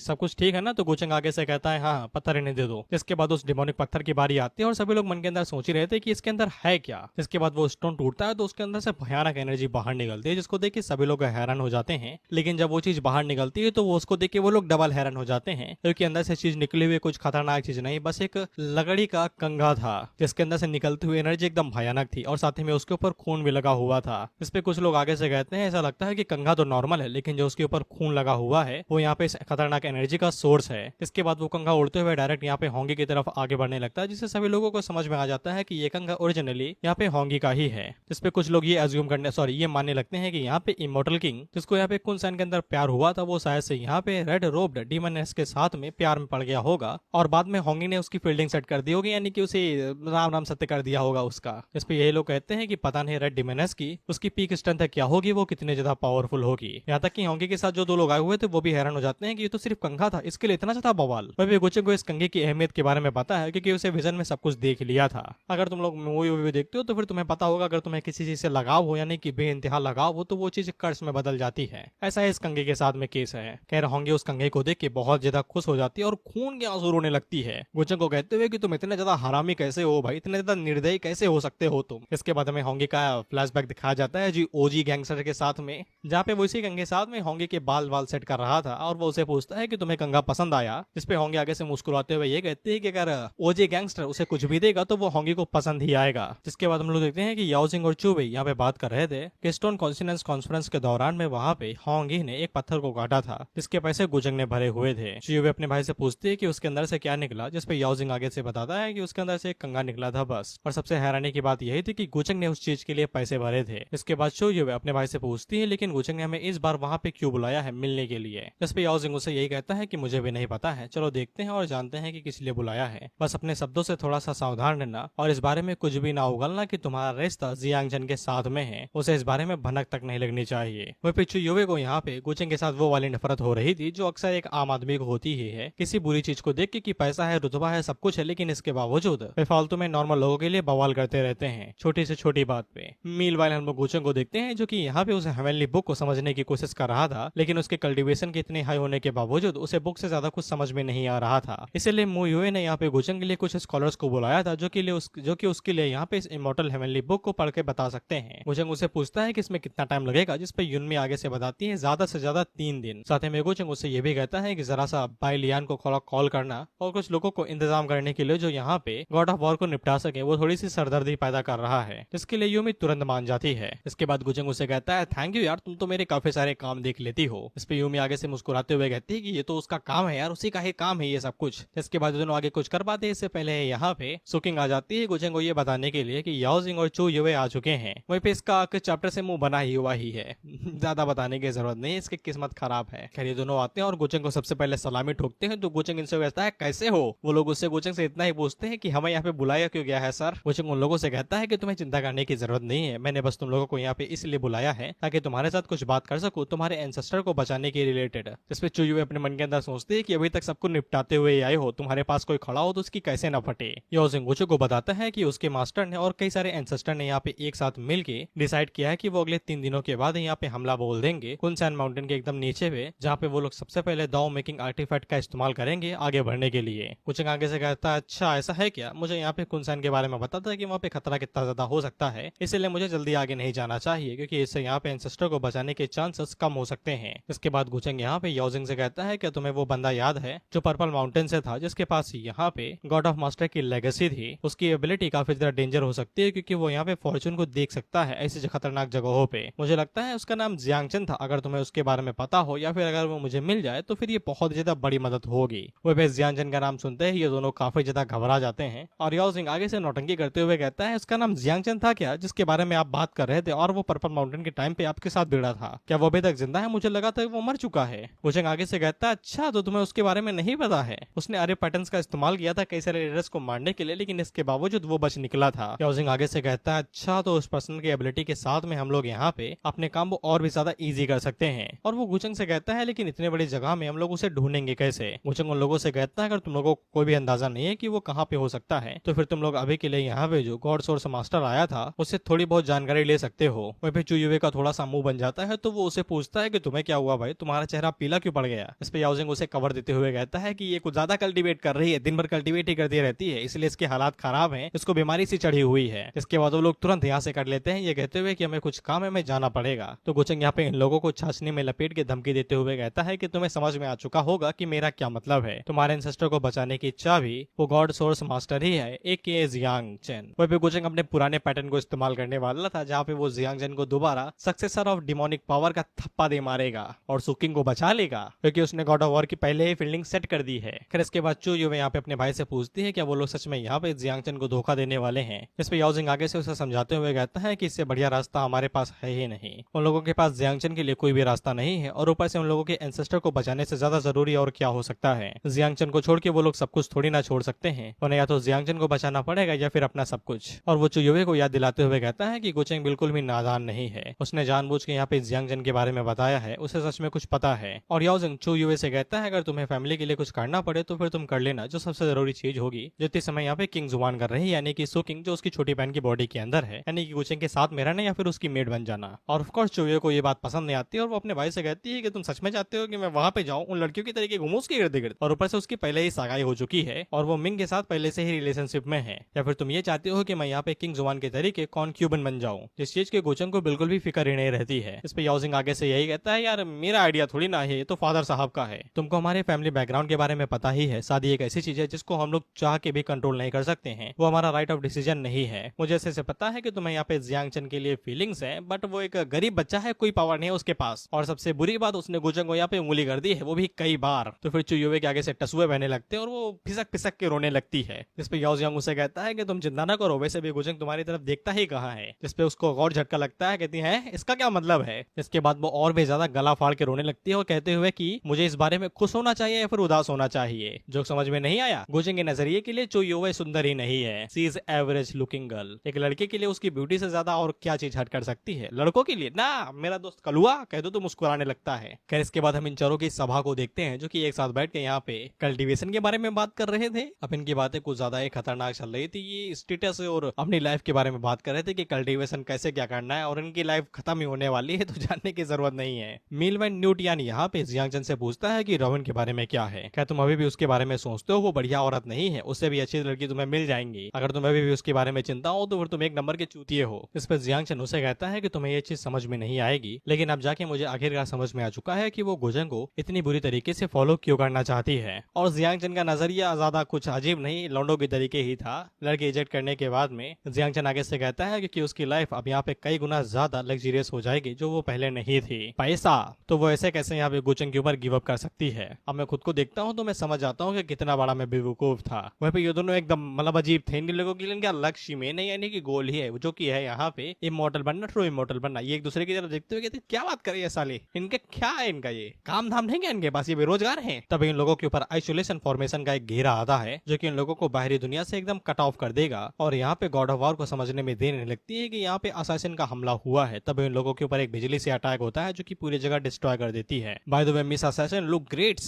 थंबनेल के लिए यूज करो क्या, नहीं करना चाहिए। खैर इन्हें कंफर्म हो जाता है कि इन लोगों ने टारगेट को टर्मिनेट कर दिया है, लेकिन ऐसा कुछ भी नहीं था क्योंकि आन आंजी और गॉड ऑफ वॉर इजिली उसे डॉच कर लेते हैं और अपने आप को बचाने लेते हैं। वहीं पे ये लोग हैरान हो जाते हैं कि सुप्रीम लेवल के असैसिन को यहाँ पे कौन हायर कर सकता है भाई। और आंजी पीछे मुड़ के गॉड ऑफ वॉर से कहती है कि तुमने किसको उंगली कर दी यार। और वहीं पे गॉड ऑफ वॉर उन असैसिन से कहता है कि तुम लोग कौन और तुमको किसने भेजा है, तुम मुझे असैसिनेट करने के लिए क्यों आए हो। जिसपे लेडी असैसिन उसके ऊपर किक मारते हुए कहते हैं कि तुम्हारी जान तुम ही ले रहे हो। इसके बाद वो असैसिन गॉड ऑफ वॉर के ऊपर जो तगड़ी लात मारते हैं, गॉड ऑफ वॉर उड़ते हुए दूर जाके गिरता है। और फिर गॉड ऑफ वॉर अपने मन के अंदर यही सोच रहा था कि उसका प्रोटेक्टर कहाँ पे है, वो अभी तक आया क्यों नहीं। मीनवाइल हम लोग यहाँ पे गॉड ऑफ वॉर के प्रोटेक्टर को देखते हैं, जिससे भिड़ने के लिए यहाँ पे बाइलियन और साथ ही में इसका नाम भूल गया, ऐसे वूकी या वूगी कुछ ऐसा था ना, वूगी था शायद से। गॉड ऑफ वॉर का प्रोटेक्टर उन दोनों से पूछता है कि तुम लोग यहाँ पे क्या कर रहे हो, तुम्हें किसने उंगली की, तुम मेरे पीछे क्यों पड़े हुए हो। इस पे बूढ़ी आगे से कहता है क्योंकि तुमने किसी ऐसे को उंगली कर दी है जिसके बारे में तुम्हें पता ही नहीं होना चाहिए। इसके बाद हम लोग जियांग चेन को भी देखते हैं और इसकी फील्डिंग सेट थी, तो फिर यहाँ न्यू टियान को बुलाता है। तो न्यू टियान नीचे आता है और वो यहाँ पे जियांग चेन को कवर देते हुए कहता है कि तुम किसको, मैं यहाँ पे तुम्हें कवर देता हूँ। फिर जियांग चेन अपने मन के अंदर सोच रहा था कि उसे यहाँ पे डिमन पावर इस्तेमाल करनी पड़ेगी, जिसपे उसकी बॉडी के अंदर जो बोर्ड था वो उसे कहता है देखो भाई, अगर तुमने अपनी कल्टिवेशन यहाँ पे रिवील कर दी तो फिर हर किसी के पास रीजन होगा तुम्हारी सिट्टी पिट्टी गुल करने के लिए और तुम्हारी फील्डिंग सेट करने के लिए। इसीलिए अगर तुम पावर इस्तेमाल करना चाहते हो तो फिर केयरफुल करो पावरफुल बनने से पहले। इस पे जियांग चेन उस बूट से कहता है कि वो यहाँ पे न्यू टियान के ऊपर भरोसा करता है, वो उसे कभी भी धोखा नहीं देगा, लेकिन वो बाकियों के बारे में गारंटी नहीं दे सकता है। इसके बाद हम लोग गॉड ऑफ वॉर को देखते हैं जो कि लेडी असैसिन के साथ भिड़ जाता है और उसे पूछता है कि गुचंग ने तुम्हें भेजा है क्या। जिसपे ऑफ कोर्स असैसिन यहाँ पे अरे इसे पता ही नहीं है यार गुचंग के बारे में, इसे तो बाइलियन ने भेजा है। खैर वो गॉड ऑफ वॉर से कहती है कि तुम्हारी ये इमॉर्टल बैटल टेक्निक सच में कमाल की है, लेकिन ये दुख की बात है कि तुम आज यहीं पे ही मारे जाओगे। जिसपे God of war lady assassin से कहता है कि उसे पक्का यकीन है कि वो यहाँ पे उसके बराबरी का नहीं है, अगर वो लोग अकेले में फाइट करते, लेकिन यहाँ पे वो अकेला नहीं है। इसके बाद गॉड ऑफ वॉर के ऊपर यहाँ पे उन लोगों ने जो आइसोलेशन फॉर्मेशन बनाई थी उसे कोई तोड़ के अंदर आने लगता है, तो वो लेडी असैसिन तुरंत अपना काम खत्म करके यहाँ से वापस जाना चाहती थी, इसलिए वो यहाँ पे तुरंत गॉड ऑफ वॉर के ऊपर हमला करने को आगे बढ़ते, लेकिन उसी टाइम पे कोई उसके ऊपर आर्टिफैक्ट से अटैक करता है और उसे दूर धकेल देता है, जो कि और कोई नहीं आंजी थी, जो यहाँ पे अपने आर्टिफैक्ट का इस्तेमाल कर रही थी। इस पे गॉड ऑफ वॉर मन के अंदर सोचता है कि चलो कम से कम ये अलायंस उसके किसी तो काम आई। इसके बाद तुम लोगों को आंजी का अंकल याद ही होगा जिसने गुचंग के सामने माफी मांगी थी, वो यहाँ पे आइसोलेशन फॉर्मेशन को तोड़ता है और लेडी असैसिन के पलक झपकते ही पास आ जाता है। इसके बाद वो यहाँ पे लेडी असैसिन को सिर्फ छूता ही है और उसको छूने मात्र से ही वो यहाँ पे लेडी असैसिन को कंप्रेस कर देता है पूरी की पूरी बॉडी को और एक बटन के अंदर बदल देता है। इसके बाद वो उसे मसल के एक बार में ब्लास्ट कर देता है और पीछे जितने भी असैसिन थे वो भी यहाँ पे खत्म हो जाते हैं। वो सभी लोग अंकल को शुक्रिया कहते हैं और आंजी आगे से कहती है कि ये सब एकदम ट्रेंड थे, किसी किलर ऑर्गेनाइजेशन से होंगे या फिर डेथ स्क्वाड से होंगे, क्योंकि इन लोगों ने खुद को यहाँ पे उड़ा लिया है ताकि इनसे कोई भी इन्फॉर्मेशन निकाल ना सके। इसके बाद वो गॉड ऑफ वॉर से पूछती है कि तुम्हें इनके ओरिजिन के बारे में पता है, जिसपे अपना सस्ता गॉड ऑफ वॉर यहाँ पे गुचंग के बारे में ही सोचता है कि गुचंग ने ही यहाँ पे असैसिन्स को भेजा होगा ताकि वो इस बात को दबा सके कि उसके साथ में यहाँ पे डिमोनिक पावर की सक्सेसर रहती है। फिर इसके बाद हम लोग यूमी को देखते हैं और ये अपने काम में फेल हो चुकी थी, तो ये गुचंग से माफी मांग रही थी। गुचंग उससे कहता है कि क्या कर रही हो तुम, तो यूमी आगे से बताती है कि असैसिन्स का जलवा यहाँ पे खत्म हो चुका है, अगर उसने यहाँ पे अच्छे से तैयारी की होती तो फिर ऐसा कभी भी ना होता। गुचंग उससे कहता है फेलियर फेलियर होता है, इसमें कौन सी बड़ी बात है। यूमी आगे से कहती है कि वो अगली बार और भी ज्यादा लोगों को भेजेगी और पक्का कर देगी कि अगली बार यहाँ पे गॉड ऑफ वॉर कभी भी गॉड ऑफ वॉर कहलाने के लायक ना बचे। गुचंग उससे कहता है कोई बात नहीं है, इसकी कोई जरूरत नहीं है, इस हादसे से उसे ये समझ में आ जाएगा कि वो क्या करना चाहता है और उसके साथ क्या होगा। गुचंग की पर्सनैलिटी बिल्कुल मेरे फादर की तरीके है, मेरी बहन गलती करेगी तो कोई बात नहीं, मैं कर दूं तो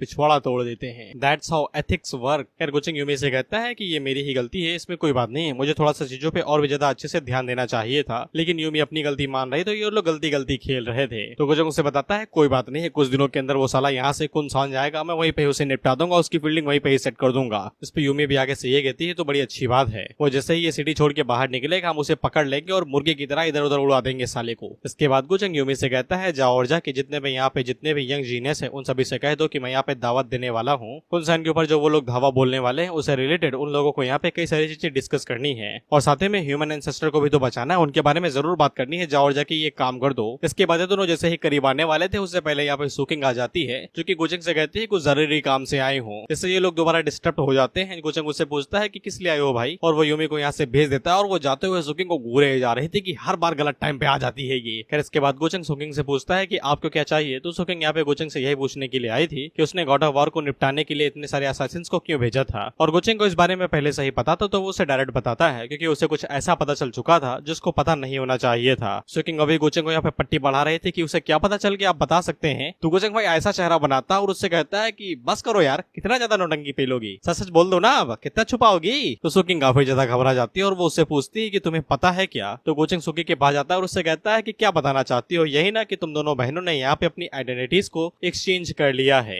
और साथ ही में डिमोनिक पावर की सक्सेसर तुम ही तो हो, कितना ज्यादा छुपाओगे यार। इस पे सुकिंग आगे से कहती है कि उसने गुचेंग को ये कहते हुए सुन लिया था, अगर उसे पता चल गया कि डिमोनिक सक्सेसर कौन है तो वो उसे कभी भी इंसानों के वर्ल्ड में रहने नहीं देगा और उसे भगा देगा यहाँ से। गुचेंग उससे कहता है वाओ, तुम्हें ये सेंटेंस अभी भी याद है, पता नहीं कितने चैप्टर्स पहले बोला था, 200-300 से पहले। और वो गुचेंग से यही कहती है कि उसे माफ कर दो, उसने गुचेंग को यहाँ पे निराश किया है। तो गुचेंग उससे कहता है बताओ क्या करो, तुम्हें मार दूं, तुमने ये सब कुछ कन्फेस ही कर लिया है। तो सुकिंग आगे से कहती है कि गुचेंग उसे कभी भी नहीं मारेगा। तो गुचेंग उससे कहता है तुम्हें क्या लगता है भाई कि मैं तुम्हें मारते समय हिचकिचाऊंगा, इतने सभी लोगों की लाशें बिछा दी है, तुम कौन सी खेत की मूली हो। इस पे सुकिंग आगे से फिल्मी लाइन मारती है, अगर उसे गुचेंग के हाथों से ही मौत नसीब में लिखी हुई है तो फिर सुकिंग को कोई भी परेशानी नहीं है, ये उसके किस्मत में लिखा हुआ है और सबसे बढ़िया है। वहीं पे उसके जो ट्विन सोल थी वो आगे से अपना सर पकड़ लेती है और चीखते हुए कहती है कि गए हम दोनों, फील्डिंग सेट है हमारी। वहीं पे सुकिंग गुचेंग से कहे जा रहे थे कि अब मैं थक चुकी हूँ छुपाते छुपाते, अब मुझे और ज्यादा नहीं छुपाना है। गुचेंग उसकी तरफ देखता है और मन के अंदर सोचता है कि तो मुझसे भी ज्यादा बड़ी नौटंकी बाज है। जिसके बाद वो उसे गले लगा लेता है और उससे कहता है कि तुम ये सोच भी कैसे सकती हो कि मैं तुम्हारे साथ ये सब कुछ कर सकता हूँ। मैंने तुमसे वादा नहीं किया था क्या, मैं तुम्हें दुनिया के आखिर तक लेके जाऊंगा और कभी भी नहीं छोड़ूंगा। क्या फर्क पड़ता है कि तुम डिमोनिक कल्टीवेशन की इनहेरिटर हो या फिर एक ऑर्डिनरी कल्टीवेटर हो, तुम मेरे लिए बस मेरी सुकिंग हो और कुछ भी नहीं। Gucheng the rizzler of the play boy. इसके बाद गुचेंग अपनी फिल्मी लाइन मारता है, ये कहते हुए आई विल प्रोटेक्ट यू। इसमें मैं 2 लाइनें कहना चाहूंगा, देखा लापरवाही का नतीजा, ऐसे ही बच्चे मैनिपुलेट होते हैं। देखा आपने लापरवाही का नतीजा है। जितना गहराई में प्यार होगा उतना ही ज्यादा आसानी के साथ मैनिपुलेट किया जा सकता है। इसके बाद अगला सीन यहाँ पे यंग जीनियस का होता है, जिनमें से फिनिक्स लेडी आते हैं, सिक्स्थ क्राउन आता है, द डीमन लॉर्ड आता है और साथ ही में शेंड भी आता है। इन सभी की जबान पे बस एक ही सवाल था कि जी फैमिली के एंसेस्टर है यार, उनसे हमारा क्या लेना देना, हमें क्यों बुला रहे हो वहाँ पे। इस पे फिनिक्स लेडी आगे से कहती है कि गुचेंग ने हम लोगों को पर्सनली इन्वाइट किया है तो भाई जाना तो पड़ेगा ही, ह्यूमैनिटीज एंसेस्टर को बचाने की बात हो रही है, हम लोग इसे मना नहीं कर सकते हैं। इस पे डीमन लॉर्ड आगे से कहता है कि गुचेंग ने पहले लीड पकड़ ली है, अगर हम लोग पीछे रहेंगे तो बेइज्जती अलग से होगी और हंसे अलग से जाएंगे। इस पे एक बंदा आगे से कहता है कि यार वो तो अकेले ही सब कुछ कर सकता है, हमें क्यों बुला रहा है, हमारी इतनी चिंता क्यों है, हमें वो वैसे ट्राई सभी चीजों में। इस पे सिंड आगे से कहता है कहीं गुचेंग हम लोगों को फोर्स तो नहीं कर रहा है कुनसान जाने के लिए। कुनसान वही जगह है जहाँ पे ह्यूमन एंसेस्टर को बांध के रखा गया है, जी फैमिली एके जी फैमिली का एंसेस्टर। अब उसी टाइम पे यहाँ पे ये बंदा आता है। अब इसके बारे में मैंने बताया था कि इसको गुचेंग ने डिमोनिक सक्सेसर होने का थप्पा मारा था, लेकिन ऐसा लगता है कि वो थप्पा अभी तक पूरी तरीके से छपा नहीं है। मैं तुम्हें इस मॉन्ग का नाम भूल चुका हूँ, लेकिन ये सभी लोगों से यही कहता है कि गुचेंग एक नंबर का हरामी है, उसका दिमाग पूरी तरीके से कपटी है, वो सिर्फ एक अच्छा बंदा होने का दिखावा करता है, इसलिए अगर जा रहे हो तो सवारी अपने सामान की खुद जिम्मेदार है, सावधान रहना, कभी भी फील्डिंग सेट हो सकती है तुम्हारी। फिर इसके बाद हम लोग यहाँ पे दोबारा गॉड ऑफ वॉर को देखते हैं और गुचेंग ने इसे जानते हो दवाई भिजवाई थी चोटें ठीक करने के लिए। इस पे गॉड ऑफ वॉर आगे से चिढ़ते हुए कहता है एक तो साला पहले मारने के लिए लोगों को भेजता है, जिसके बाद दवाई भी भेजता है, कहना क्या चाहते हो, जीने भी नहीं देंगे मरने भी नहीं देंगे। साथ ही में इन लोगों को भी नोटिस आया था कि गुचेंग ने बुलाया है, आना तो पड़ेगा ही। आंजी इन लोगों से साफ कहती है कि उन लोगों के पास रिफ्यूज करने का ऑप्शन ही नहीं है। गॉड ऑफ वॉर को भी अच्छे से पता है अगर उन लोगों ने मना किया तो गुचेंग इस बात का फायदा उठाएगा इन लोगों के ऊपर हमला करने के लिए। इस पे गॉड ऑफ वॉर उन लोगों से कहता है ग्लू सुना है, गोंद के तरीके चिपक जाओ, एक दूसरे से अलग नहीं होना, एक साथ रहेंगे तो फिर बचने के चांसेस ज्यादा हैं। वहीं पे गॉड ऑफ वॉर न्यूटियन और जियांगजिन की तरफ देखते हुए सोचता है कि इन दोनों ने जैसे ही मेरे ऊपर असैसिन का हमला देखा तो ये तुरंत यहाँ से भागना चाहते हैं, कल्टी मारना चाहते हैं, लेकिन तुम दोनों मेरे लिए सहारा हो, मैं तुम्हें इतनी आसानी के साथ तो जाने नहीं देने वाला। वहीं पे यांसी गॉड ऑफ वॉर से पूछती है कि तुमने गुचेंग के साथ किया क्या भाई, जो उसने तुम्हारे ऊपर हमला ही करवा दिया। गॉड ऑफ वॉर थोड़ी देर के लिए सोचता है और वो आंजी से कहता है कि ये मैटर काफी ज्यादा जरूरी है, इसके बारे में जान लेना, तो किसी से कहना नहीं तो गुचेंग से पहले मैं तुम्हारी फील्डिंग सेट कर दूंगा। अगर उसे पता चल गया कि हम लोगों ने ये बात बता दी है तो वो पक्का हमें मारने के लिए आएगा और इस बार वो खुद आएगा, किसी को भेजेगा नहीं। इस पे आंजी आगे से कसम खाती है कि वो लोग इस बारे में किसी को भी नहीं बताएंगे। इस पे गॉड ऑफ वॉर उन दोनों को बता देता है कि तुम लोगों ने गुचेंग के बगल में जो मेड सर्वेंट देखी है वह डिमोनिक पावर की असली सक्सेसर है। इस पे पहले तो इन लोगों को भी यकीन होता, वो आगे से कहते हैं माल फूकी होगा भी, थोड़ा सही से बोलो, वो डिमोनिक सक्सेसर की नाक में दम करके रखा है और ऊपर से होंगी के साथ उसका 36 का आंकड़ा है, तुम्हें लगता है कि इसमें वो डिमोनिक सक्सेसर को अपने पास रखेगा। इस पे गॉड ऑफ वॉर इन लोगों से कहता है जवान देता हूँ मैं, मानो या ना मानो गुचेंग के बगल में रहने वाली वो मेड सर्वेंट डिमोनिक सक्सेसर ही है और मैं इस बात की गारंटी देता हूँ। इस पे आंजी को भी यकीन हो जाता है कि गुचेंग के हाथों से कई बार यहाँ पे डिमोनिक सक्सेसर बच के निकला है, एक बार नहीं बार पे बार बार। इसके पीछे की यही वजह है कि वो डिमोनिक सक्सेसर गुचेंग की मेड सर्वेंट है। गॉड ऑफ वॉर इन लोगों को दोबारा वार्निंग देता है कि इस बारे में चू तक नहीं होनी चाहिए, अगर गुचेंग को पता चल गया तो फिर बहुत ज्यादा बड़ा बवाल होगा और हम लोग इस तरीके से मरेंगे कि हमें शांति तक नसीब नहीं होगा, इस रात तक नहीं होगा, हमारा कौवा नहीं खाना खाएगा। इस पे आंजी आगे से कहते हैं चिंता न करो, हमें इस मैटर के बारे में पता है कि ये कितना ज्यादा सीरियस मैटर है। उसी टाइम पे यहाँ पे आंजी की एक सर्वेंट आती है जो कि उसे बताती है कि उनके जो इमॉर्टल ब्लड याओ का जो ब्लड एसेंस था, बेसिकली वो जो 3 मूदे थे जिंदगी की जिनके लिए गुचेंग ने यान से कहा था कि मुझे ही चाहिए, वो भेजा तो इन लोगों के पास जा रहा था, लेकिन यान बीच में ही घुस गए और माल लूट के अलग ही चली गई। इस पे आंजी आगे से कहती है कि तुम लोगों ने उसे ले जाने दिया, गुलाब जामुन खा रहे रहे थे क्या। इस पे वो सराउंड आगे से कहती है कि वो मिस यान थी भाई, उनका स्टेटस इतना ज्यादा हाई है कि जो लोग उसे लेके जा रहे थे वो लोग यहाँ पे उसे मना नहीं कर पाए। वहीं पे इन लोगों को अंदाजा नहीं कि ये बूंदे जा कहाँ रही हैं। गॉड ऑफ वॉर यहाँ पे आंजी से कहता है कि ये मैटर अभी के लिए छोड़ दो, हम लोगों के पास और भी ज्यादा जरूरी काम है। इस पे आंजी भी आगे से ये कहती है कि वो जैसे ही कुन यू सिटी से निपट लेगी तो ऐसे ही वो यहाँ पे यान के पास जाएगी उसे ये मैटर सॉल्व कराने के लिए। इन्हें पता नहीं कि वो जिंदगी की 3 बूंदें किसके मुंह के अंदर गिरने वाली हैं। अगर तुम लोग सोच रहे हो कि यानी उन 3 बूंद का इस्तेमाल क्यों नहीं कर लेती तो उसकी कल्टीवेशन कम है, ओवरडोज की वजह से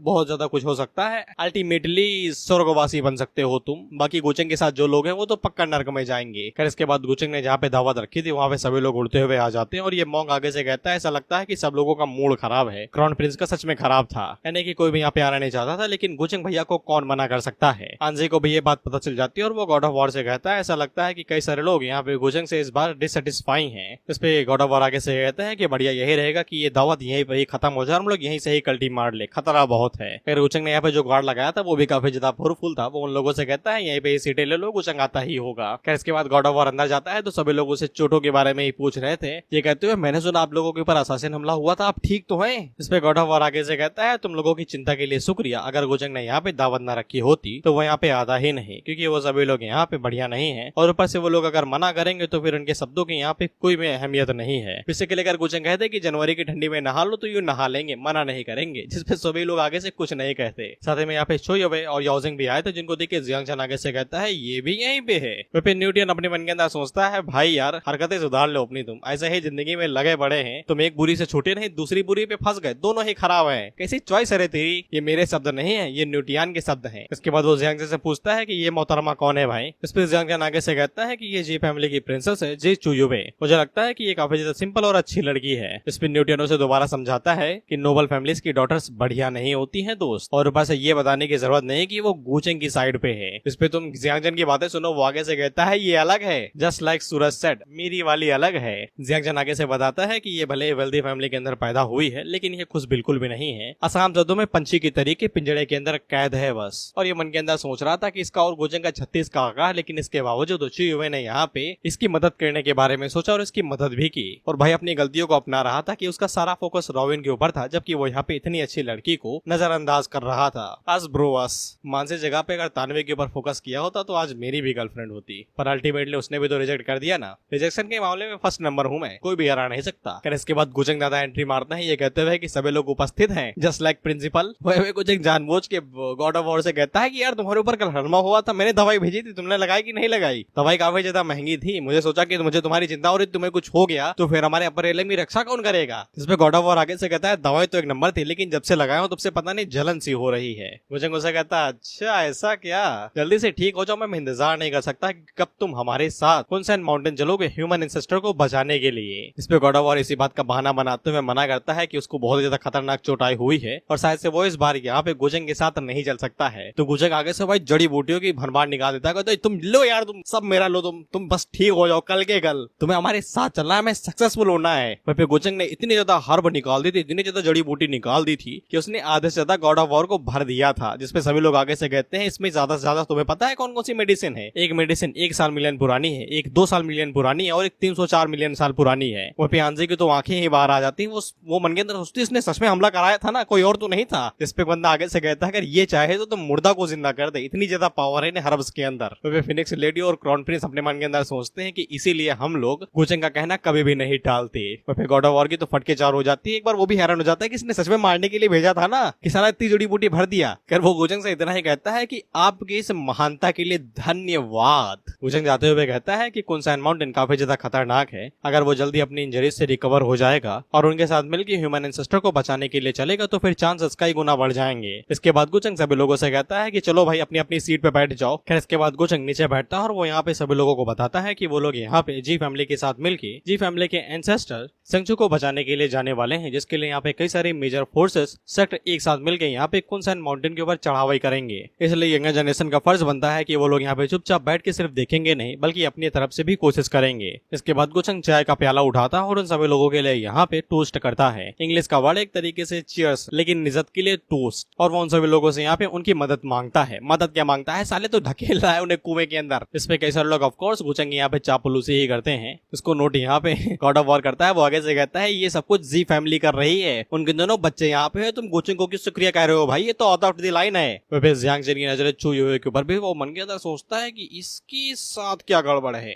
वह याओ जंग चू युवे से कहता है कि अब तुम्हारी बारी है, खड़ी हो जाओ। चू युवे एक हल्की सी सांस लेती है और खड़ी हो जाती है, जिसके बाद वो यहाँ पे गोचंग और सभी लोगों को यहाँ पे शुक्रिया कहती है उनके सिस्टर को बचाने के लिए, मदद करने के लिए। इसके बाद वो अपने और अपने भाई की तरफ से यहाँ पे गोचंग के साथ में सभी लोगों को टोस्ट कर दी है। वह फिर साओ जियांग गोचंग से कहता है कि चू युवे उसे थोड़ी देर के लिए सर्व करेगी ताकि वो उसके साथ बैठ के ड्रिंक कर सके। भाई ये लोग चाय पीते हैं, ग्रीन टी, यहाँ बिना दूध के गले से चाय नीचे नहीं उतरती मेरे। और ये लोग भाई जड़ी बूटी पिए जा रहे हैं चाय कह के, क्या बनाते हो बे तुम लोग। और ऑफ कोर्स चू युवे को यहाँ पे कोई भी दिक्कत नहीं थी, और गोचंग को कहाँ दिक्कत है, उसका चेहरा ही बता रहा है, उसे तो बस कुछ लोगों का रिएक्शन देखना है। वह पे सभी लड़कियां अब यहाँ पे चू युवे के बारे में बात करने लगती है कि जी फैमिली ने तो छक्का मार दिया यार अपनी बेटी को ऑफर करके। चू युवे ने ऐसा कुछ कर दिखाया जो हम लोग सिर्फ सोचते रहेगा, और इसने बाजी मार दी। और ऑफ कोर्स यहाँ पे जिगजंग का तुम चेहरा देखो, भाई के चेहरे से जलन दिखती है। वो मन के अंदर सोचता है कि साला मैंने जिसके ऊपर नजर डाली, साले ने दोनों लड़कियां उड़ा ली। और वो गोचंग से कहता है रहम खा हराम की पिल्ले, रहम खा। इसके बाद जियांग जन से और भी ज्यादा नहीं रहा जाता, जिसके बाद वो खड़ा हो जाता है और चीखते हुए कहता है चू युवे तुम जैसे लोगों से नहीं है जो कि एकदम सेमलेस होते हैं, और वो यहाँ पे रिच और पावरफुल लोगों के करीब जाने की कोशिश करते हैं। अब यहाँ पे जितने भी लोग थे इस सभा के अंदर, वो सभी अपने मन के अंदर जानते हो क्या सोचते हैं,